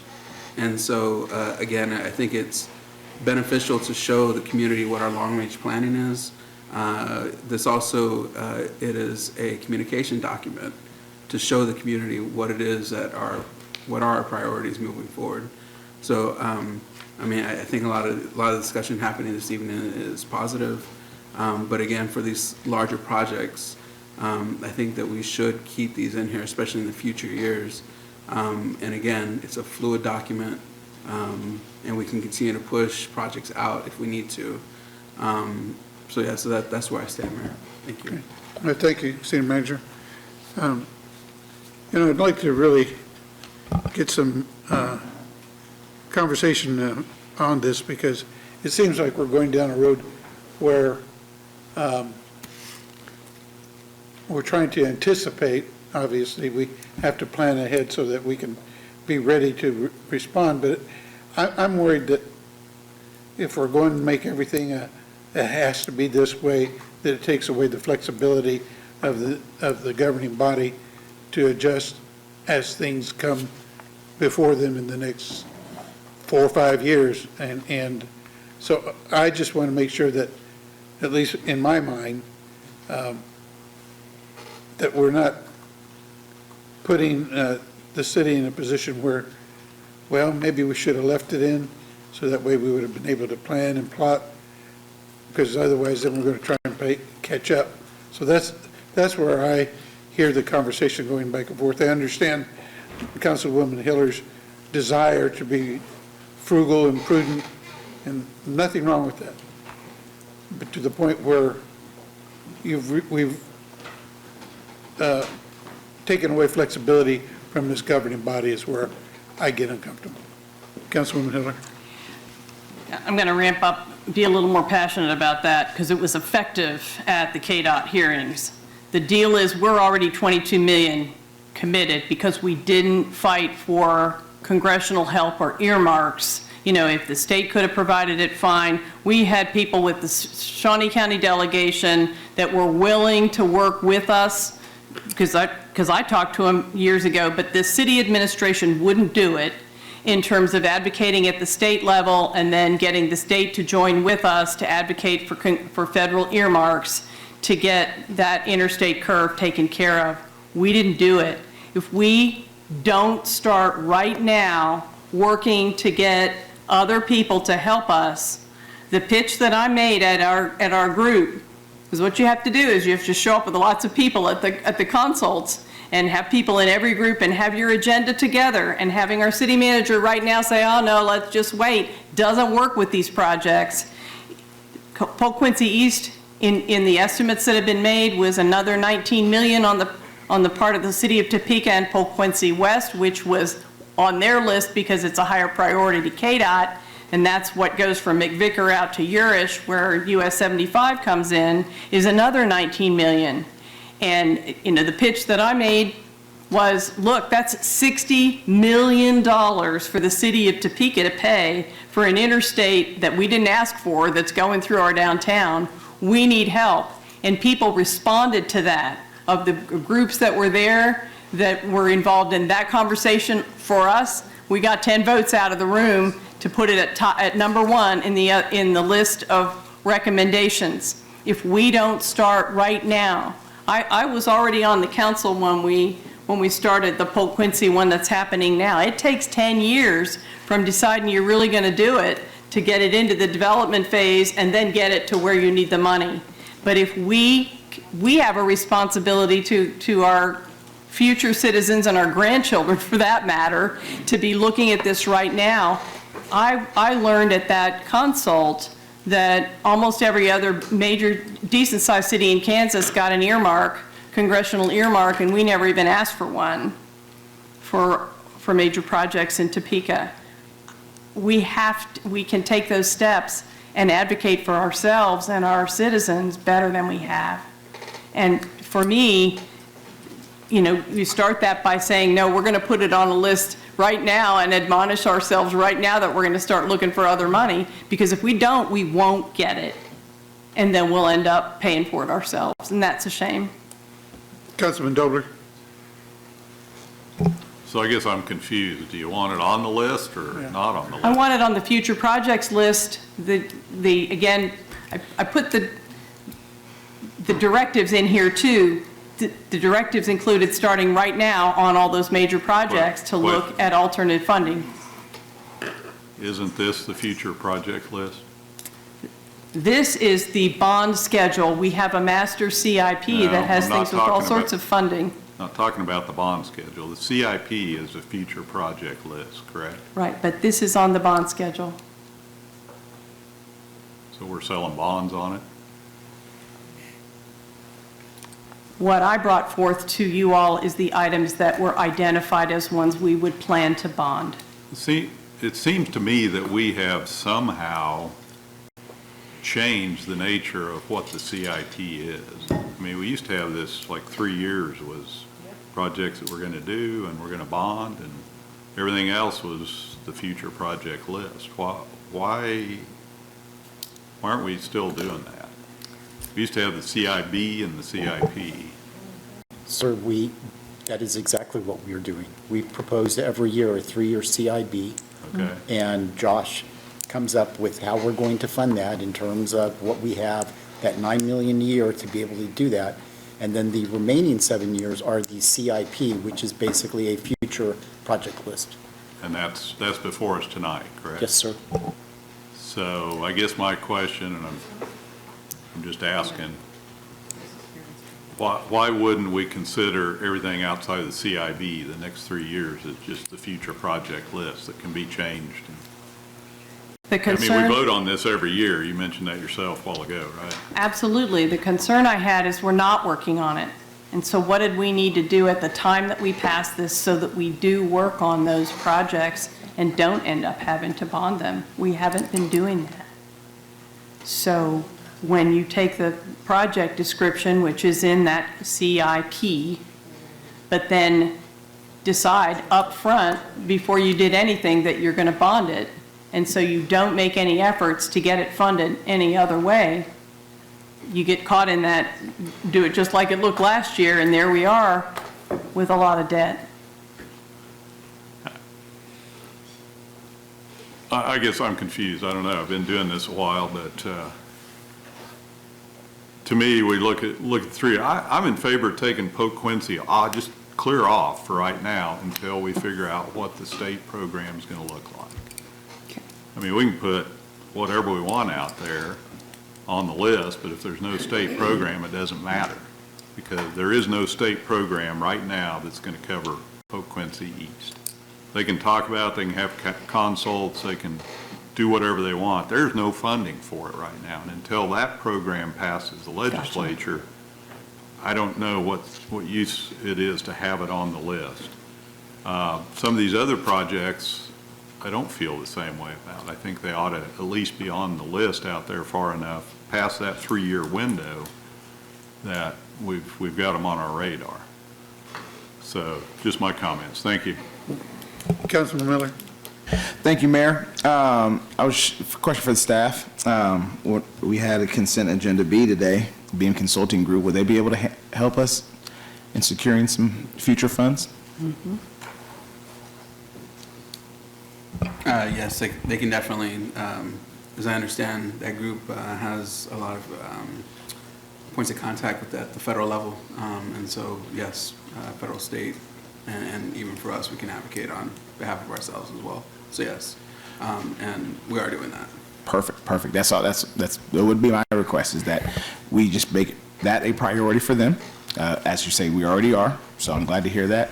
And I would like it to stay in as it is right now. I mean, having it on there, looking long range, keeping that on the list, but also having it on the future. We're making sure that doing two things at once, being able to find the funding, but we still have it on the list.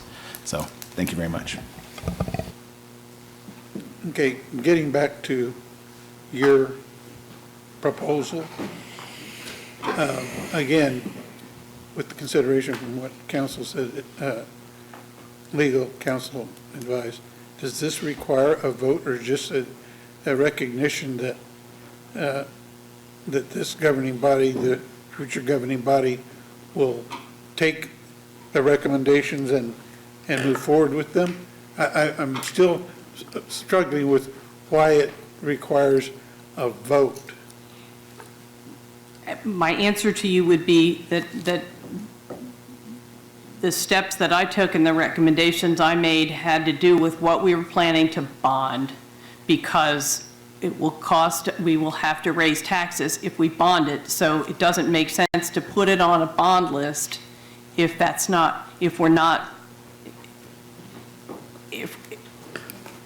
doesn't need to be on there if we're going to look for alternate funding. And if what is going to happen, as has happened in the recent past, is that because it's on the bond list, we don't look for the alternate funding. My recommendation is you get it off your bond list so you know you're going to fund it some other way and take those efforts in a timely manner. I hear what you're saying. So the project can stay on, just not on the bond list. Yeah. Councilman Duncan. Yeah, I think maybe where we could use some clarification is the paperwork. Because the document we have in front of us is titled the City of Topeka Bond Schedule. Mm-hmm. And it has in 2030 this project being bonded. Exactly. Which I think goes back to Councilman Dobler's point of, aren't the first 3 years the bond list, and then everything beyond the 3 years are supposed to be the CIP. And so I think that's where some of this confusion comes is, I guess what we're asking staff is, do you view everything past 2028 on this as the bond list, or do you view it as you described it later as, no, if it doesn't go past 28, we aren't considering bonding it at this time. It's the CIP list from 28 and beyond. Because I think that's, as we look at the paperwork, it does call it the bond schedule. So that document provided follows the same principles as the CIP. The purpose of that document was to provide a hypothetical scenario of what funding would look like within our debt service fund, and what we funded and how much we bonded, what are the effects of that. So the last thing I'd want to do is tell the council we can do a bunch of projects, but there's not funding for it. So the same principles on that document are applied to the CIP. So the first 3 years are the CIB, then the next 7 years are pretty malleable. But now, one thing I'd also like to add is we sell bonds every year. So just hypothetically, if we were talking about a project from 2030, we wouldn't sell the bonds until 2030. So we have time to reevaluate, and that does not preclude us from ever identifying other funding sources, whether it's the federal funds exchange that we have that we get a state match for, and applying that to projects. So it's pretty malleable, but I would say on 2026, if we did approve those projects, like you said, are more set in stone since they're in the CIB, but everything out is obviously fair game to change. Right, and so I think maybe moving forward, though, just delineating that, both not just for us, but for the public as they look at it, and have that understanding that when we pass this tonight as the CIB, it's under the assumption that we've given you approval over the next 3 years to bond those 3 years until we tell you otherwise next year, if we change the CIB or the CIP, and anything beyond that isn't on we're going to definitely bond it until we've again had this conversation for that other 7 years. Yeah, and just agreed, and then the document before you is what you're not technically voting on tonight. It would be right. It's the CIB itself. Right. But that's why I think it'd be helpful on the document just to. Okay. So that the two match up a little better. That's all. Gotcha. So, City Manager? Perfect. Thank you, Mayor. I also just wanted to add, just because it's on a bond list for next year, we could come up with another funding source. And so again, it's really a planning document more than anything, just to say, at worst case scenario, this is what we plan to bond. But again, between now and next year, if something comes up, an additional pot of money comes up, we're able to say, hey, you know what, this is one of our planned projects for next year. It was $500,000, but we found $250 somewhere, so all we need to bond is $250. So again, it's a planning document, but again, everything has to come back to council to be approved. Well, and I agree with that, except for the frustration some of us expressed 6 weeks ago when bond counsel sat here and said, we sold the bonds today, and I need you to vote it, and we expressed the concern. Well, that would have been nice to have this conversation, and we understand why, and we'll have that conversation. But I think that then becomes a little more important for us for at least year to year to know that you're right, but also if we've told you and you go sell them after the fact, it's a little hard to put it back in the, so we're trying to foreshadow that a little bit. So thank you. So where are we now, Councilman Hiller? I think we have a motion in a second really. to pull Polk Quincy East out. Not the 29th KTA interchange, but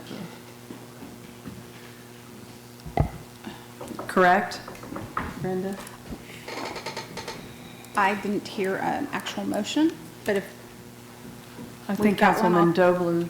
I know he said he would Maybe you support didn't it, make so a is that a motion. motion? I don't think I made a motion, Okay. but, He did not. are you making a motion? I'll second. I think I just said I would support it. To re- Okay.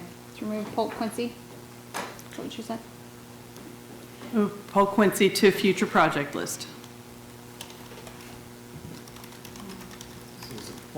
As a point of order, the motion would be to remove Polk Quincy Viaduct East project from the CIP, because we don't have a future project list. Right now, the CIP is our future project list. So to be clear, the motion would be to remove Polk Quincy Viaduct East from the CIP. Mayor. Councilwoman? And I would add to that, to direct staff to continue to monitor the KDOT programs, et cetera, until the point that we can make a determination on that project. Because right now, we don't even really know what it is. And I'll do you one better. Steve's already engaged in KDOT in the conversation about other means of KDOT paying for PQV East. Great. Fantastic. Thank you, Braxton. Okay. Councilman Hiller? In the past, I've been on for 16 years, but we used to do that. We put the projects that were on a future projects list so that everything that the staff was thinking about was tucked in there somewhere, and then only plug the ones that we were definitely on track to do in this sheet. So I'm not coming up with this all by myself. That's how it was done in the past, and it made sense, planning-wise and dollar-wise, so. Back when we had like this rotary phone. Not quite quite that long. Okay, we have a motion and a second on the floor, and a second, so, one last comment, though. You know, Councilwoman Hiller, when you make the comment that we, if we put it in bonding, then we automatically just look at that and don't look at anything else, I think that's an assumption maybe is going just a step too far, because I give credit to the staff and the rest of the governing body that they're going to be doing what they can to find other financing, so.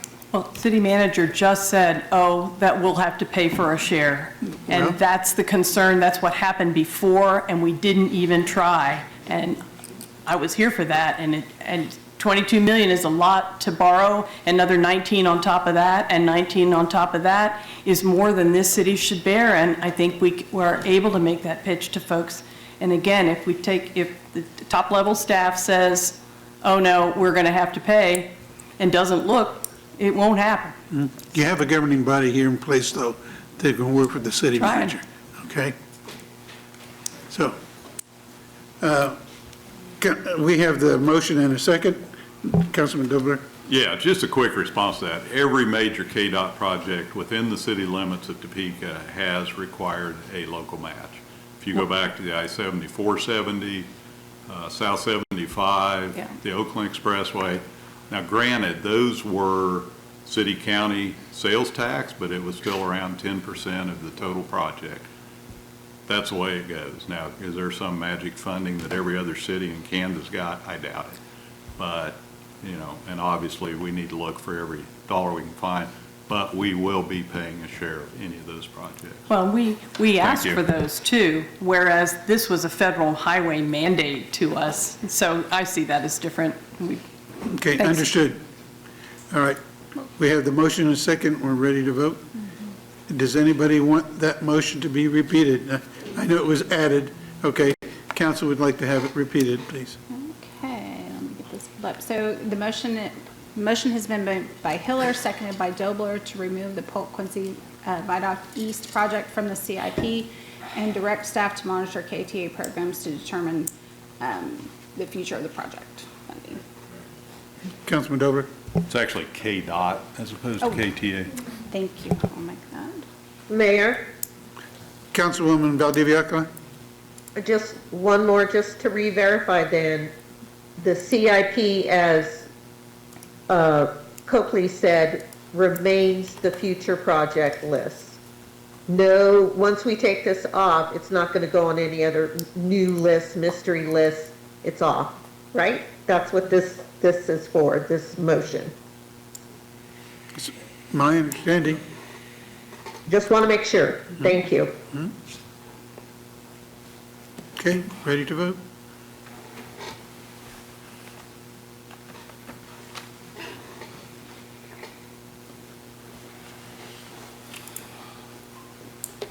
Okay, we have 7 yes, with council members Miller, Duncan, and Mayor Padilla voting no. The motion carries.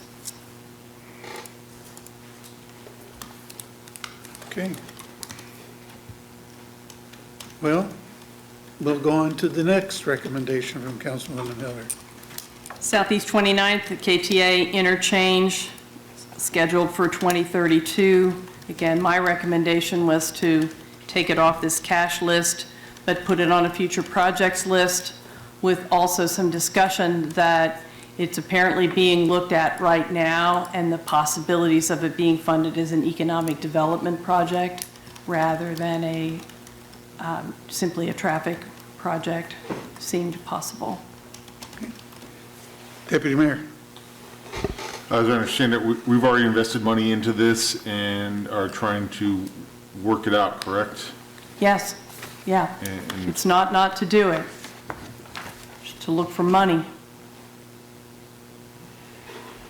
so I guess I'm confused on that aspect. So you just want to remove it off the list, look for money, and then add it back in the future? This is a list that says we're going to bond it 100% of whatever that share or cost is. In the case of the Southeast interchange, I think that's the estimate that was given for the cost of the entire interchange without any contributions from another source. Councilman Banks. Thank you, Mayor. If we're already engaged in funding, whether it's bonding, cash, whatever, for this project, why would we want to take it off? Am I hearing it right? We're wanting to take it off and move it where?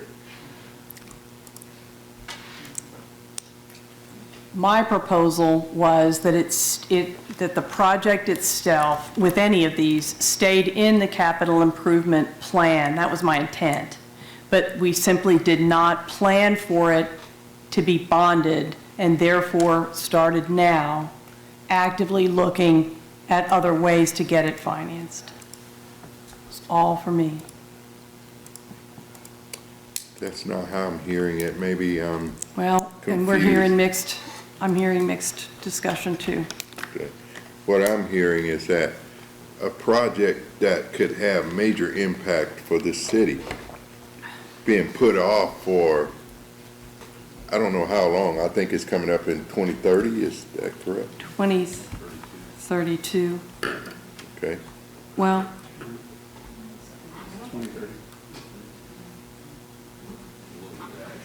the dash is on 2032. I think that's what it came out of.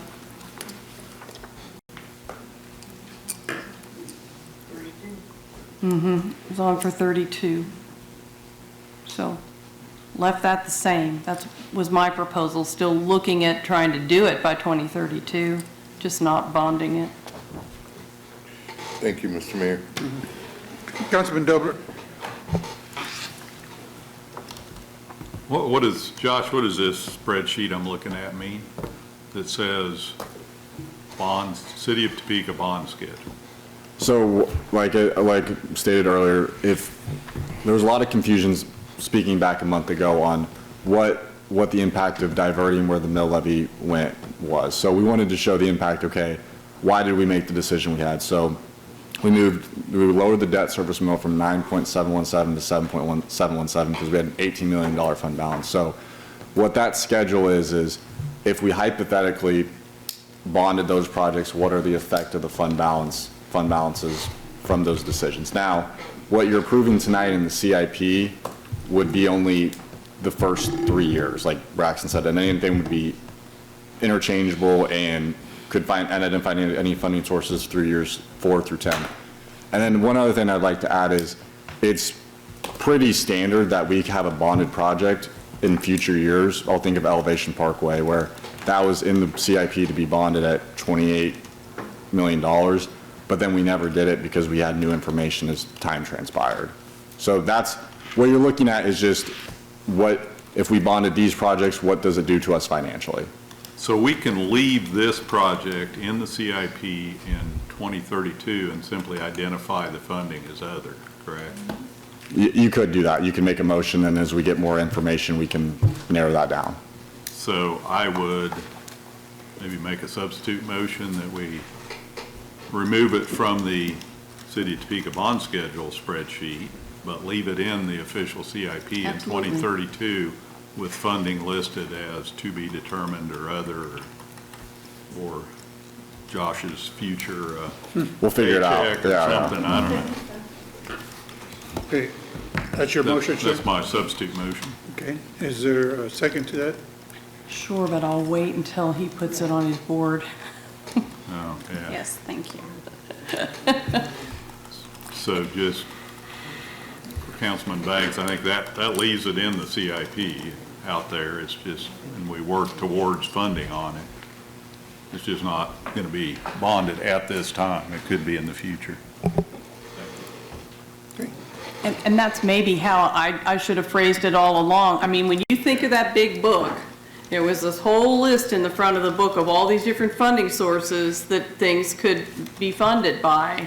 And then there were various charts that showed where those projects would turn up, or groupings.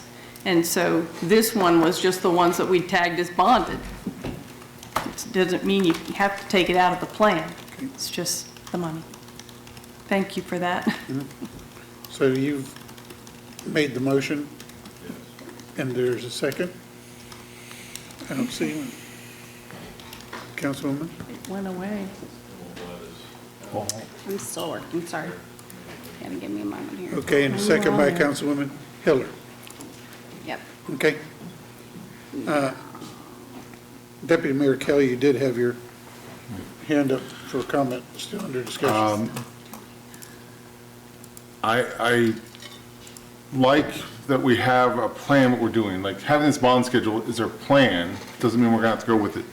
But if we keep on taking things off this bond schedule, it's not gonna fix the budget, it's not gonna keep things on schedule, I feel, which is, why not keep things on schedule, is gonna create higher costs, as historically we've seen every year, things keep on getting more and more expensive, and thinking, okay, well, let's pay cash on certain things rather than bonding it because it's gonna save us money. Well, when we push it down the line and don't always go with it because of, oh, we're gonna pay cash, then we're paying more for it.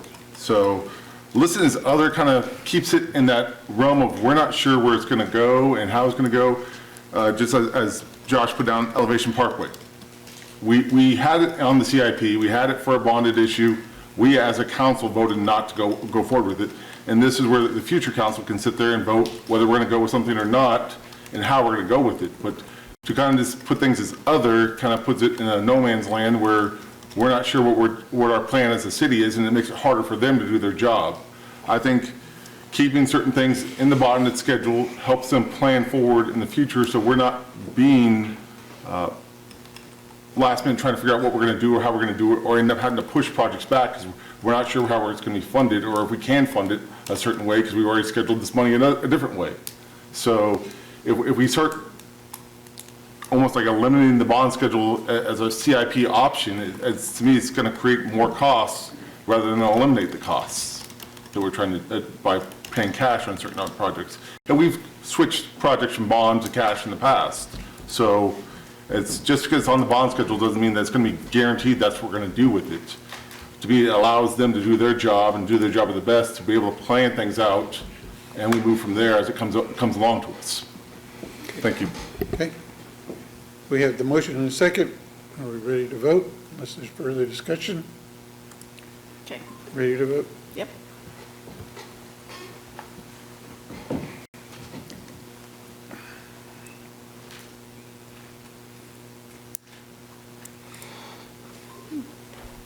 Okay, the motion fails with council members Banks, Kell, Duncan, Hofer, and Mayor Padilla voting no.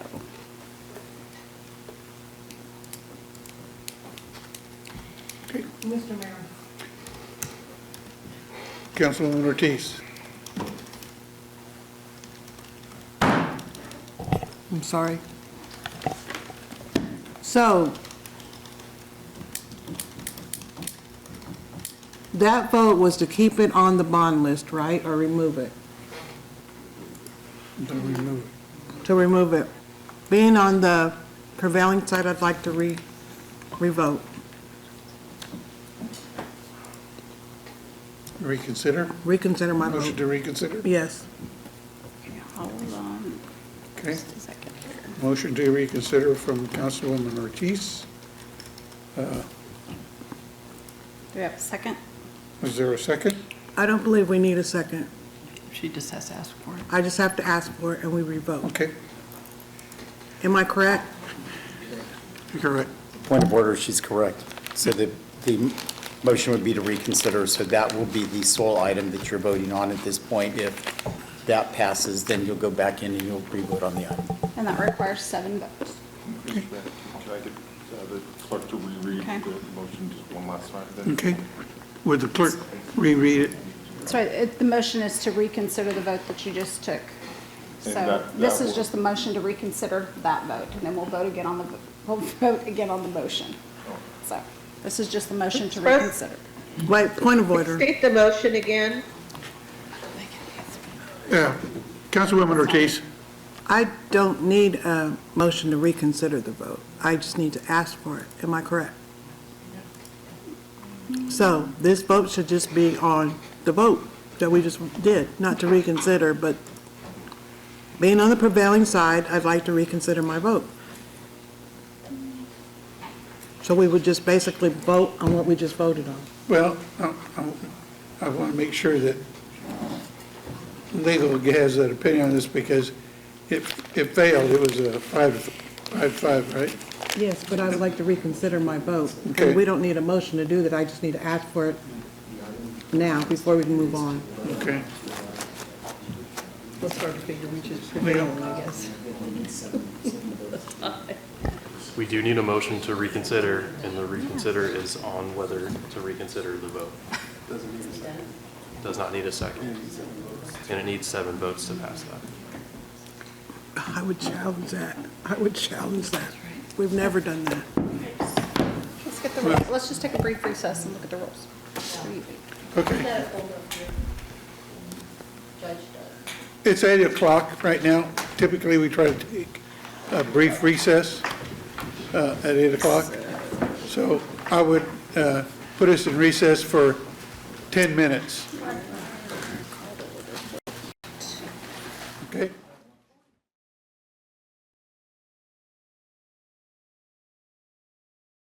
Motion to reconsider? Okay. Motion to reconsider by Councilwoman Ortiz. I'll second that motion. Is there any confusion on what we're voting on right now? This is just to vote on them to reconsider. Correct. If it passes, then we'll go back to the original motion. Okay, if we're ready to vote.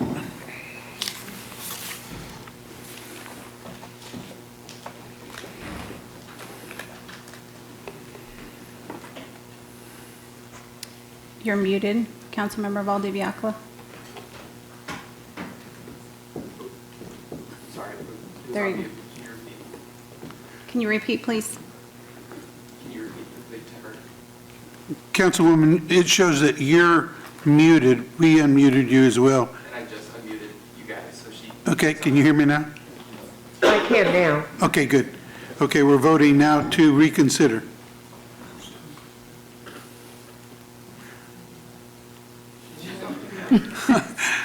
It's muted again.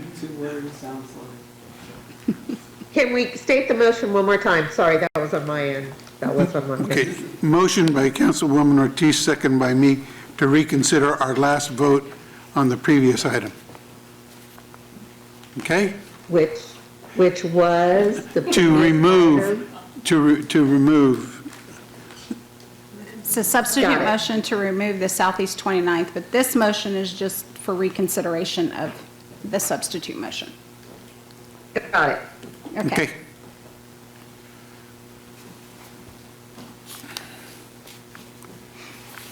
All right, has everyone voted now? Okay. Okay, we have 10 yes, the motion carries. All right.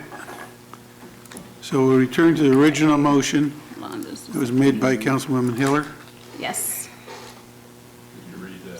Would you read that, please? And this is the substitute motion to remove the Southeast 29th Street KTA interchange from bond project list and keep it in the CIP for the 2032, for 2032. Okay. Did you hear that, Councilwoman Valdivia-Alcala? Okay.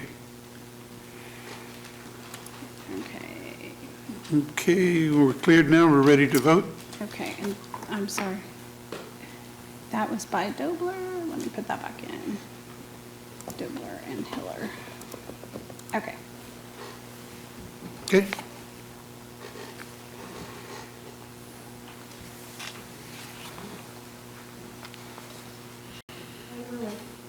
Again, this is to remove from the bond project list, but keep it in the CIP.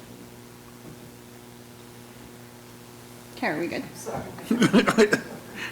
All right.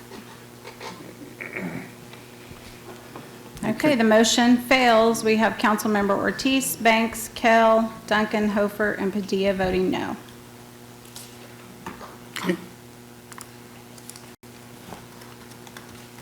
Let's get that cleared. We'll move on with Councilwoman Hiller. The next item is fire station replacement. That one was in the CIB. the idea has just been introduced. There has been some controversy about it. So the thought, and I'll phrase it better, the way Councilman Dobler did, is to keep it in the CIP, but take it out of the 2026 and 2028 bond listings. Is that made in the motion? I'll make that in form of a motion. I'm sorry, would you repeat that, Councilmember Heller? I apologize. To keep the fire station replacement items in the CIP, but remove them from the bond schedule. Is there a second? Is there a second?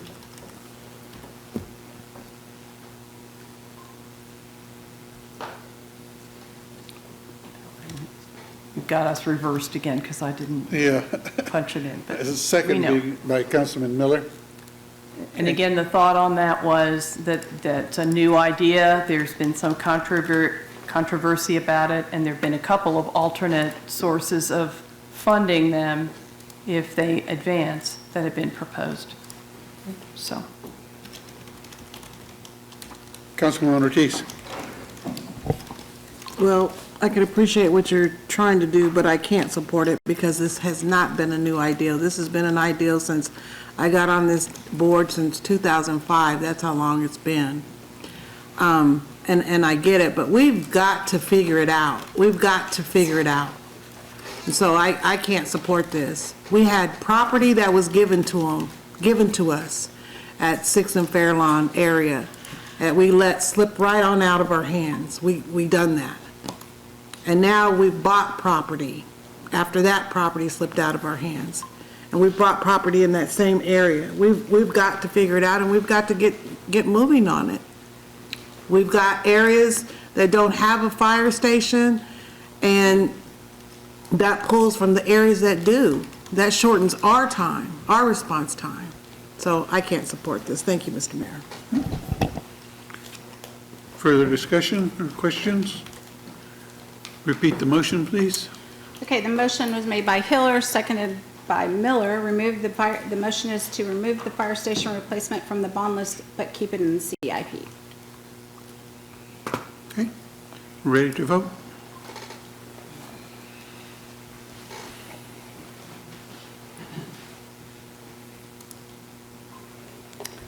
Okay, the motion fails with Councilmember Ortiz, Banks, Kell, Dobler, Duncan, Hofer, and Mayor Padilla voting no.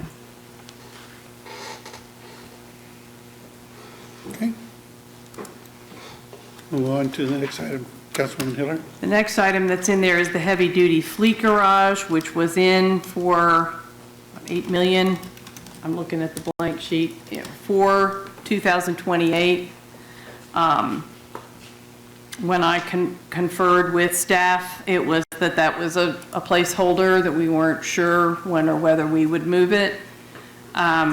Once again, if that was going to be related to some bigger project that came along, looking at the total debt service, if we did these projects and bonded them, my recommendation was take it out of the bond list, but keep it in the CIP.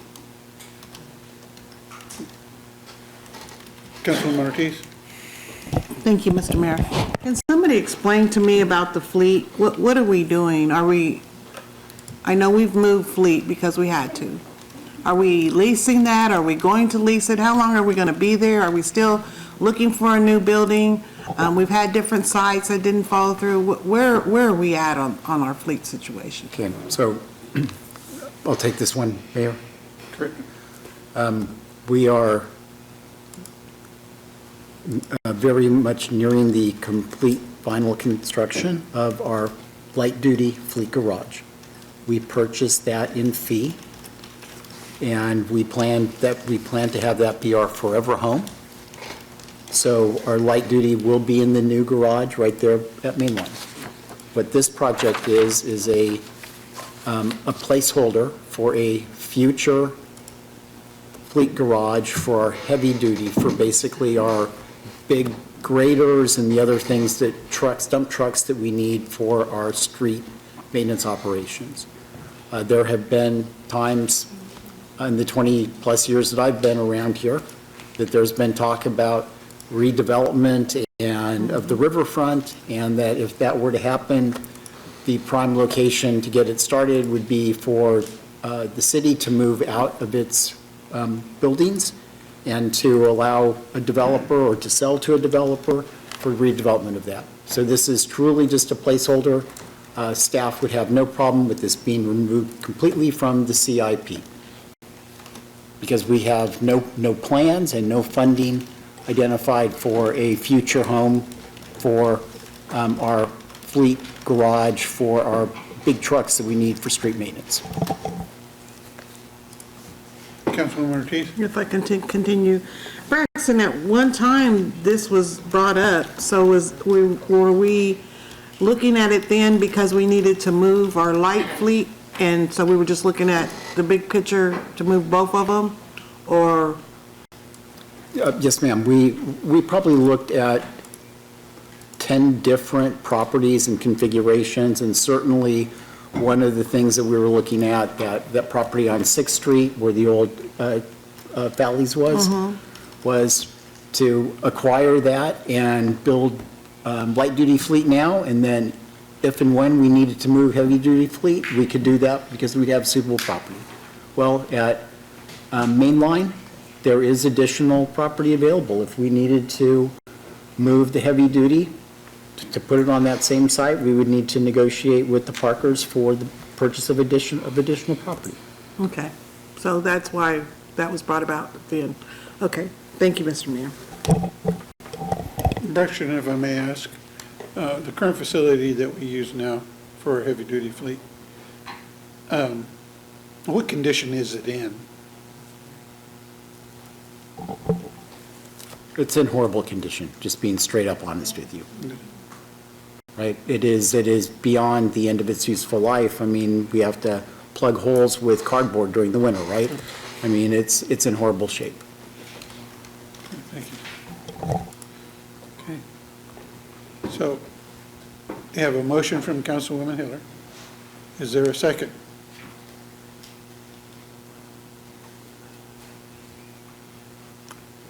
Second from Councilman Duncan. Any further discussion? Seeing none, we're ready to vote.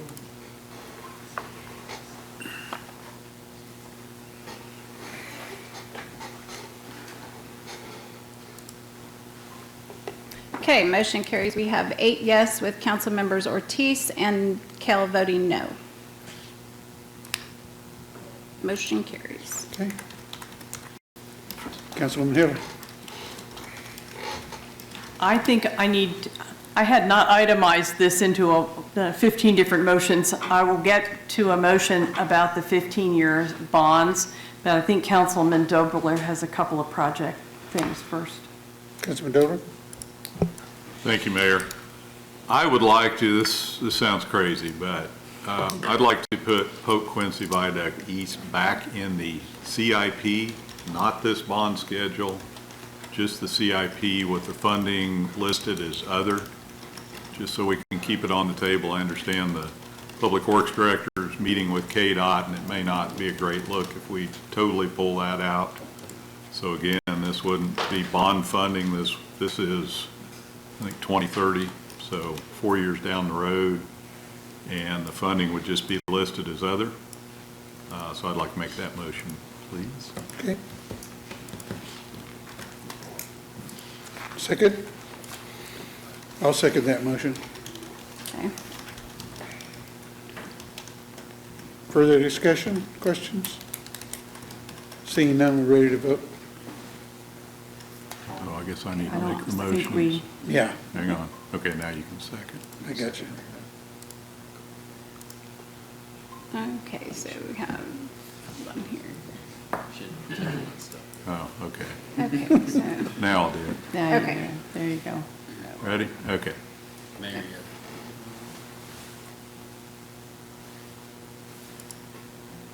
okay, we're ready to vote? Now we're ready to vote. Okay.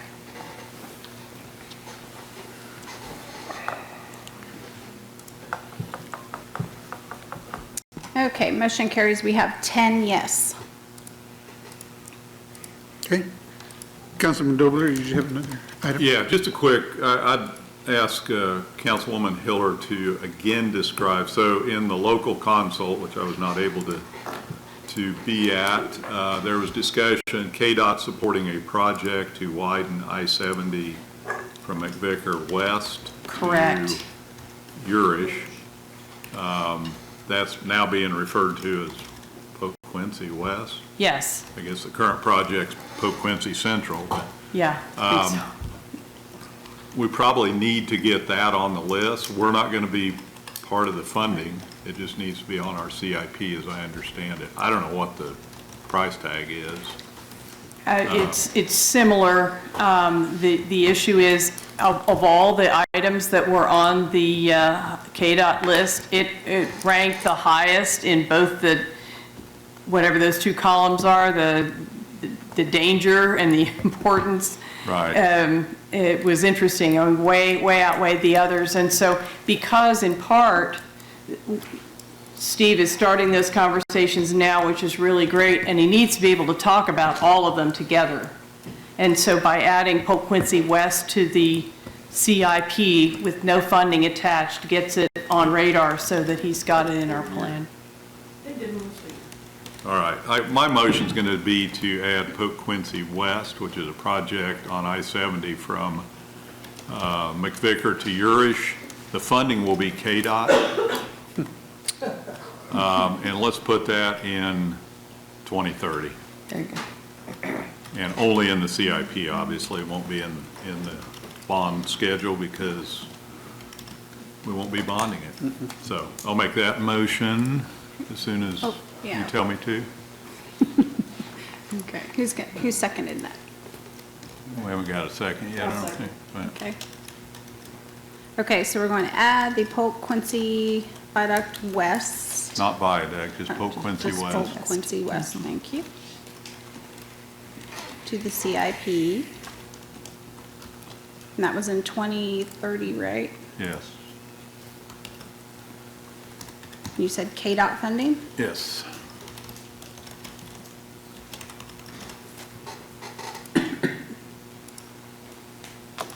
Okay, now you can put your vote in there, so. Okay, the motion. And then who's going to second? Hopefully, there we go. Okay. Great. Okay, motion Ready, by Beck? Councilman Dobler, second by Councilwoman Hofer. Councilwoman Valdivia. Okay, thank you. I just need to clarify. It's going to be in the CIP. This is what it's voting for. There's no dollars that we are going to pay, and it's being put on there with $0 on the CIP so that Director Groen can talk about the whole package. Is that is that right? That's a great recap. Okay. That's exactly what it is. Crazy. Exactly. The clarification is, Okay. it probably would have some dollars in the CIP, just not in the bond area. The motion does not include any dollars. Director Cronin? The governing body, the project calls for a widening from 4-lane to 6-lane from the west terminus of Polk Quincy West, the current project out to Urish Road, including looking at reconfiguring the interchange with Highway 75 and I-470. Their projected price tag is $242 million. They don't technically call it PQV East. I think that's just the way we can phrase it so people know where it is. But possibly you could call it Topeka West. We'll have more information later. They're calling it west. Yeah. Thank you, Steve. Yeah. Okay, Excellent. we're ready to vote. Restate the motion, please. By Councilmember Dobler, seconded by Hofer, to add the Polk Quincy West project to the CIP in 2030 with KDOT funding.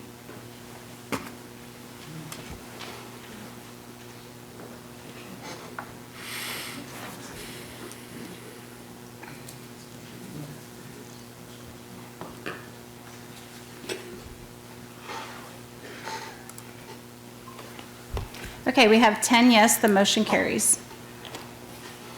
Okay. Councilwoman Hiller? Excuse me. I want to make sure you had deferred to Councilman Dobler. Did you have any further? Okay. Councilwoman Miller. I think the next piece would be to move that we plan to issue these bonds for 15-year terms.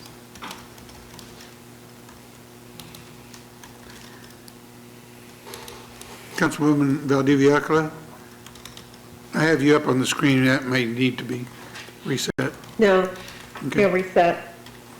Councilman Dobler? Thank you. Thank you, Mayor. I'd look to Josh again. What's the impact? So if we went to, before I get to the impact, luckily every year we can evaluate 15 or 20 years. So that's, we can either do 15, 20, 15, 20, but we're not locked in from 20 to what terms we're bonding in 2030 by the vote tonight. So I wanted to say that. But the impact of that is based off all the motions. I think the only thing that's changed as far as the dreams thing, what the council voted on tonight, switching that from 1.5 to 850. So what that effectively did was lower the amounts of the debt service payment by about $70,000 per year. So we'd still about have to find $3 million worth of cuts per year in this over the next 9 years of the CIP to be able to afford this based off future debt service collections within that fund.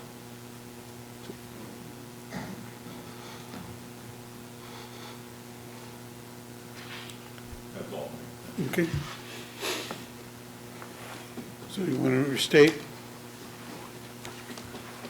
Well, to make the pitch, again, if we're not going, if with projects removed or reduced, we can fund this with 15 years of funding. You know, when they stretch it to 20, one of the things that happened this year was the staff said, well, we did 20 years last year, so we automatically would. We've got to knock it back. It's such a simple way for us to save literally millions of dollars for taxpayers and to set ourselves again up for being able to move money into cash, which should reduce the cost to the overall bonding as well. I just think we need to give that directive to staff. We can make final decisions later, but if the directive is that we want to see this set at 15-year bonds, it establishes our intent.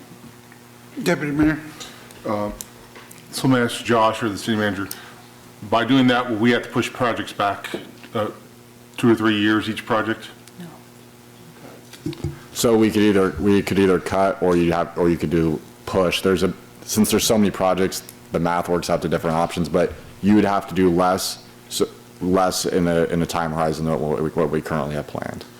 So, and like I said earlier, to me, with the rising costs every year of our items, are we actually really saving anything in that point?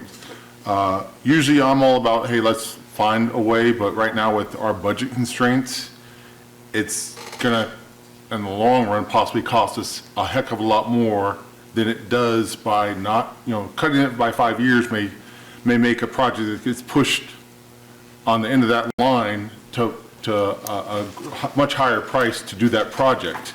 So if we're pushing stuff back and it's going to cost more, are we actually really saving anything by taking it off bond listing or dropping our bond listing down to 15 years rather than 20? I think we can look at it possibly project by project, year by year kind of situation, but just sitting there saying that that's what we're going to do for the next 10 years doesn't, to me, look like we're going to save anything. And it may cost us even more in the long run. Councilman Dobler? Thank you, Mayor. Josh, at what point do you determine whether it's going to be 10, 15, 20-year funding? So that's when we do that, that's through the bond process, and we usually typically start that in April, but like I said, to start the night, we're going to go back to the Public Works Infrastructure Committee and say, this is the bond list that we're going to tentatively propose to Columbia Capital. If that doesn't, the 15 to 20 doesn't really have to be decided till the summer. Now, we'd like some guidance beforehand because obviously paying 15 years, that those payments are more scrunched up front. And so if we want to have operating relief, we'd have to, and because it all flows together within the different funds, general fund and debt service fund. So we like to tell the council the impact of that decisions, but that isn't decided till May. So let me ask you to elaborate on that a little bit. So we're building projects, they're done, we need to bond money to pay for them. Obviously, we've got temporary notes, but we need to do the final bonding. We wrap all that together, try to do it once a year. And at the point that we wrap those projects together, that's when you determine whether it's 15 or 20 years. And you said in April or the summer, whatever it is, you've got all those projects. That's going to come in front of Infrastructure Committee and then the council for a determination. I'm not going to support this, and the reason is, there's a point where, as a council, we give directive, we direct staff in general terms, but we hire some really smart folks to run our finances and figure out our budgets, and I think I think everybody understands that we'd love to be at 15 years or 10 years. I think the directive to just do 10 years on vehicles makes a lot of sense, but I think everything else, we need to allow staff and Josh and Columbia Capital and everybody else to be able to tell us what that bonding looks like for that set of projects, and we can make that determination, or the governing body can make that determination at that time. I think that's a better process without us overstepping that line that's kind of wavy sometimes about whether we're just promulgating policy up here or whether we're actually telling staff what to do directly. That's really what we hire Mr. Perez to do and Josh. So I won't be supporting this. Thank you. Councilwoman Hiller? You all had an attachment in your packet right after the chart that showed how the dollars would go in that fund with 15-year bonding, 10-year bonding on the fleet and 15-year bonding on everything else. That was assuming that we pulled all the big projects out. We pulled out more than half of them. A couple of them are still in. You can see that the fund balance runs okay. That's what we ask our staff to do. Josh did that as I worked on this, and the money works. Leaving one of those projects in later on in the cycle, assuming that it would continue out as this looks, would bump it up a little bit, but this progress. He calls it the debt service projection, provides a healthy fund balance throughout at 15 years financing. So it could accommodate it, and we even looked at the fact that knocking it back and taking that two mills out of debt service and instead starting the cash fund could work with the plan that I proposed to you all. We had our policy set at 15% and staff went ahead and bonded at 20 anyway. I've watched that happen, felt like it was very important for us to look at it, be satisfied that the numbers would run, and then make it clear that's how we wanted it to be. Councilwoman Valdivia Alcala? Thank you, Mayor. I understand there's folks that have been on here a lot longer than I have that are much more familiar with this. And even though I have been voting in favor of some of Councilwoman Hiller's amendments, this feels like a straitjacket to me. It feels like putting us in such a tight space, especially after Josh's explanation. So this is not something I can support. And I agree, too, that, this is something that we also have hired our city manager to do. Thank you. Okay. You are going to make it in the form of a motion? I'll make it in the form of a motion. See if I get a second. Is there a second? There you go. Is there a second? Sorry. Okay. All right. Okay. Move on to the next item. Well,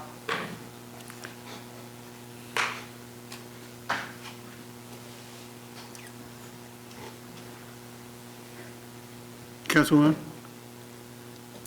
There was no second on your motion. I didn't know if we were waiting until she got it teed up. That's fine, if there wasn't. Correspondingly, it sounds like this body is not ready to set up the cash fund.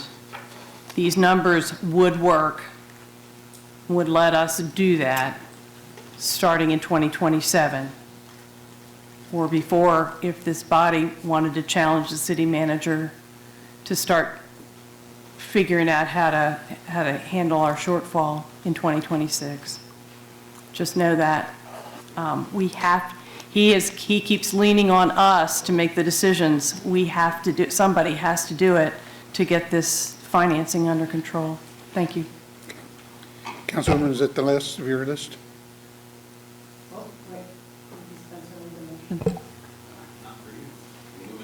Okay. Approve action item C as amended. Okay. Making the motion to approve action item C, the CIB and CIP as amended. Okay. And a second from Deputy Mayor. Ready to vote?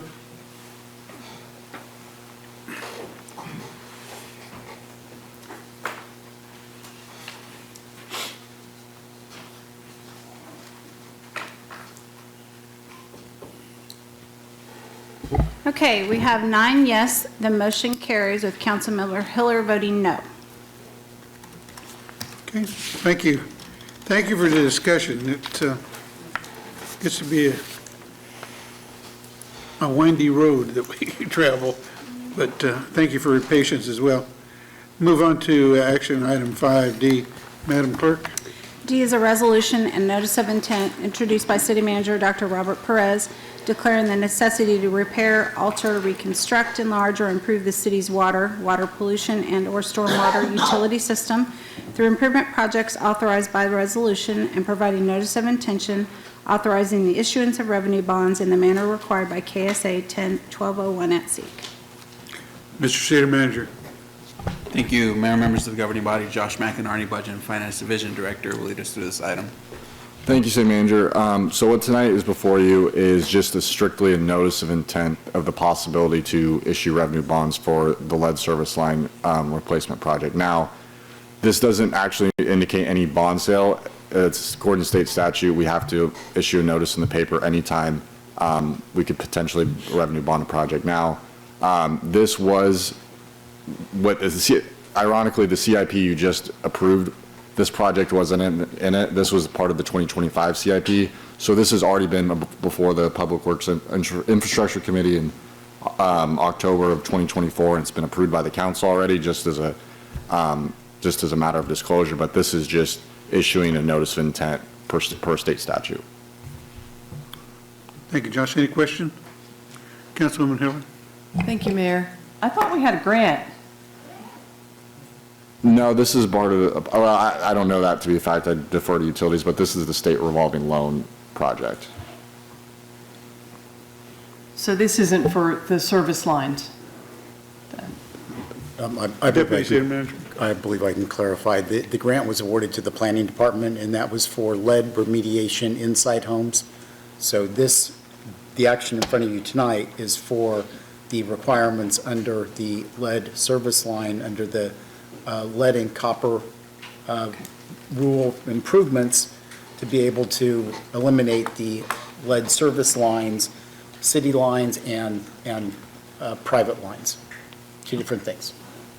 Thank you. And we're still not sure how much we're going to have to remediate. Correct. We're still going through the process in terms of identifying the lines, and then coming up with cost estimates in terms of what that would look like. Thank you. Thank you. Mm-hmm. Okay. There's a motion to approve by Councilman Dobler. Second by Councilman Miller. This requires 7 votes to pass. Okay, we're ready to vote.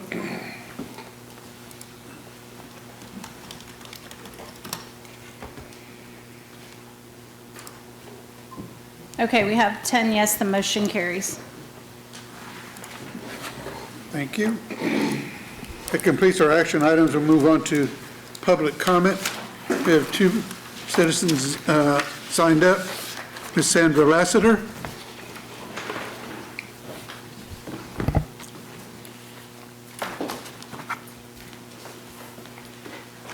Right. Good evening, Mayor. I should say good night, but I won't say that right now.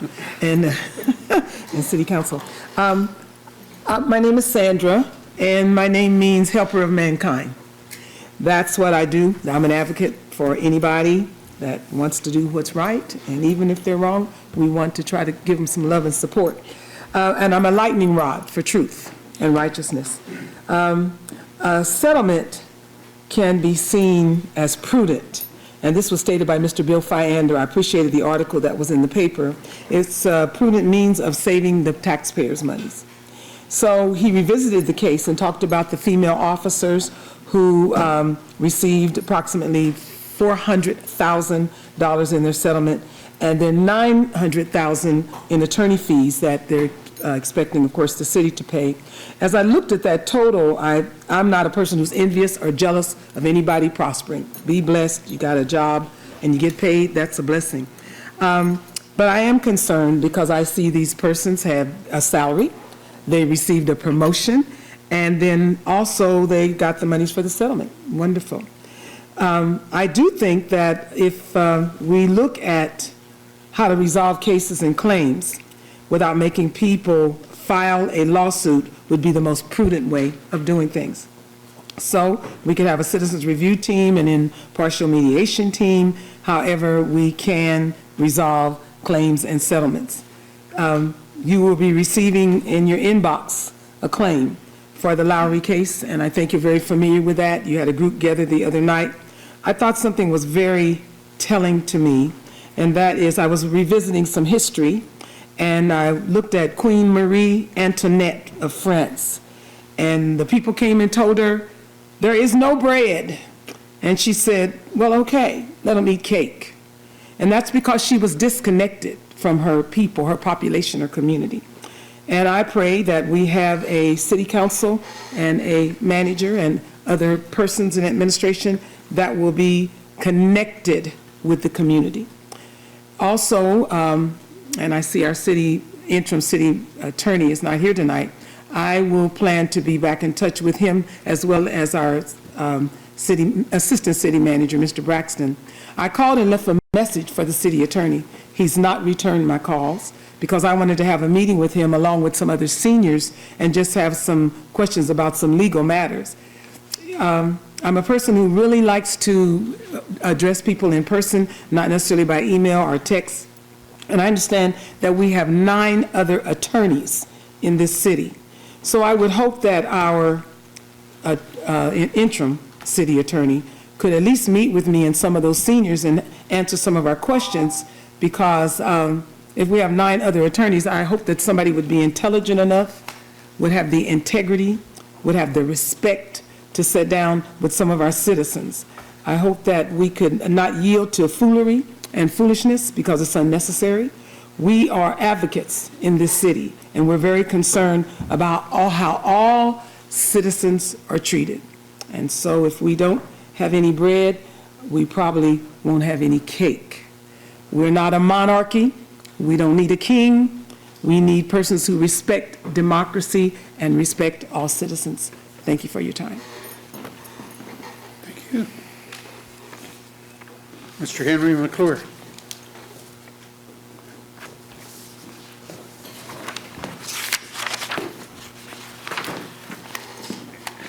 Thank you, Your Honor. This was really an interesting evening, listening to all these road projects. And I love what Sandra just said. But the government, our local government, is so far disconnected from the people. All the time I hear, well, we've got this group, and they're actively involved. Well, I think you guys have violated federal law, and that's about the MTPO. When was the last public involvement meeting for all the road projects that you're supposed to do in compliance with federal law to have federal funds come in here? I haven't heard one time tonight that this project is in compliance with the MTPO. Zero. And every time I bring up the Citizens Commission that was approved by the state of Kansas for 5 years, it was shall. The county shall create the Citizens Commission. The detractors always say, oh, we've got plenty of, we don't need this, it would be an overburden. But the city, our government doesn't want to change. You know, over the years, I wish I would have come down here and been a little more serious. But Mel Gibson said, you know, public humiliation is what people are afraid of. But it's obvious you're not.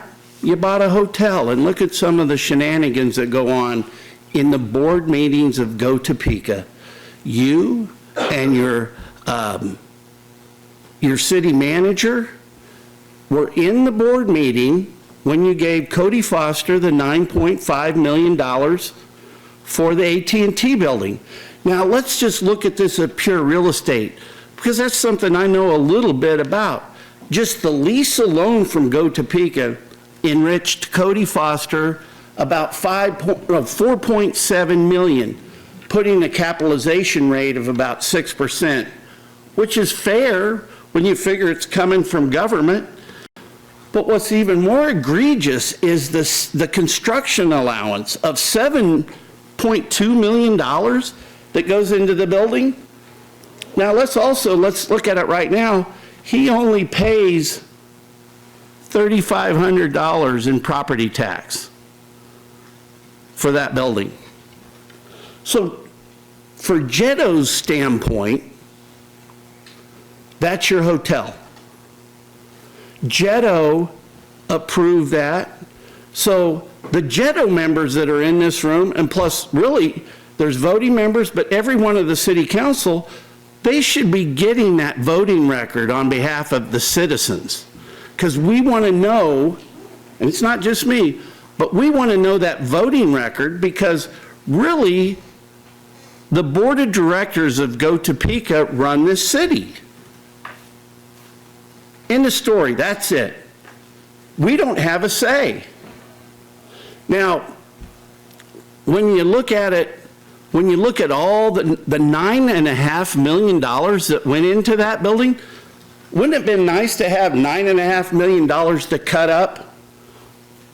Okay, now, I got to clarify one thing. As a citizen, I don't own any real estate in this town. And I was called a slumlord here last week by one of your council people. And that's a lie. I'm not a slumlord. I don't own real estate here, because this isn't a town that I would invest my own money. I will invest my time and talent.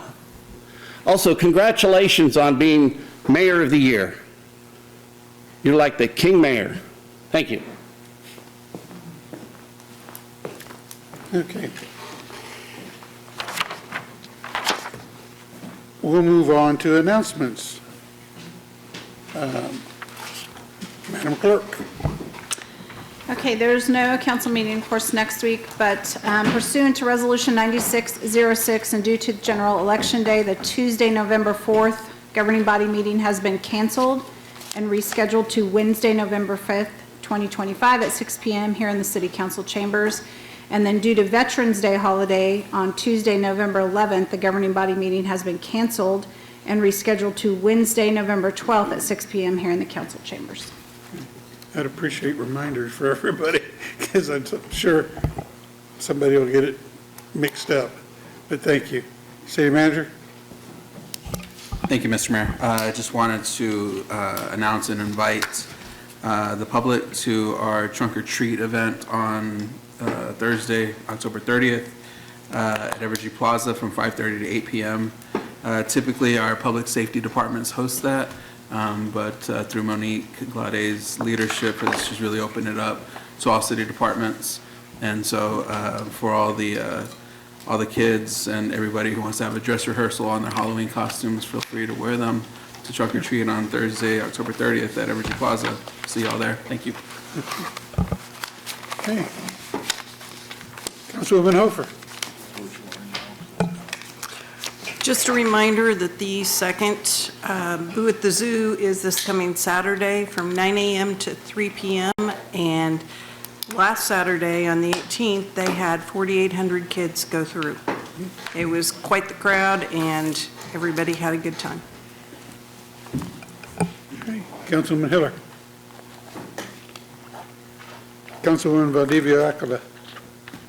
I only wanted to say, remember to get out and vote, and also for trick-or-treaters, parents, and those that give out sweets and treats, please remember to keep your lights on. Be careful of the kids and families that move back and forth across the streets. And in Oakland, people know where we live. We will be giving out candy, so come on by. Thank you. Councilwoman Ortiz. Councilman Banks. Thank you. Nothing tonight, Mr. Mayor. Thank you. Deputy Mayor? Well, our election is going to be before our next meeting, so I'm going to say get out to vote, get out to vote, get out to vote. The smaller the election, the more your vote counts. It's so important to get out and make your voice heard, and the biggest way to make your voice heard is get out and vote. And like I said, the smaller elections, you can make a big difference by getting out and vote, because some of those are decided by less than a handful of votes. So please get out to vote. Councilman Miller. Hit dog will holler. Thanks, Mayor. No, I don't have anything tonight. Thank you. Councilman Dover. Nothing, Mayor, thank you. Councilman Duncan. Nothing, Mayor, thank you. Oh.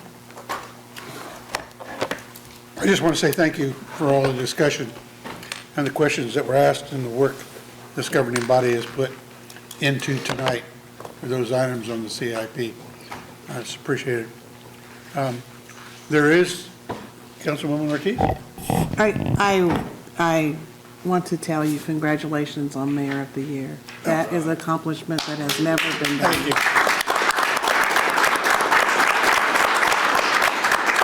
I appreciate that. Well deserving. Thank you, Mr. Mayor. It should be noted, because people have asked, that is voted on by the other mayors of Kansas. So so it's the other mayors who recognize that and hand out that award. So Those are the only people that vote, right? correct. Yeah, I had to think that through to make sure. Yeah. Okay. And there is no need for an executive session this evening, so this meeting is adjourned. Hit it, buddy.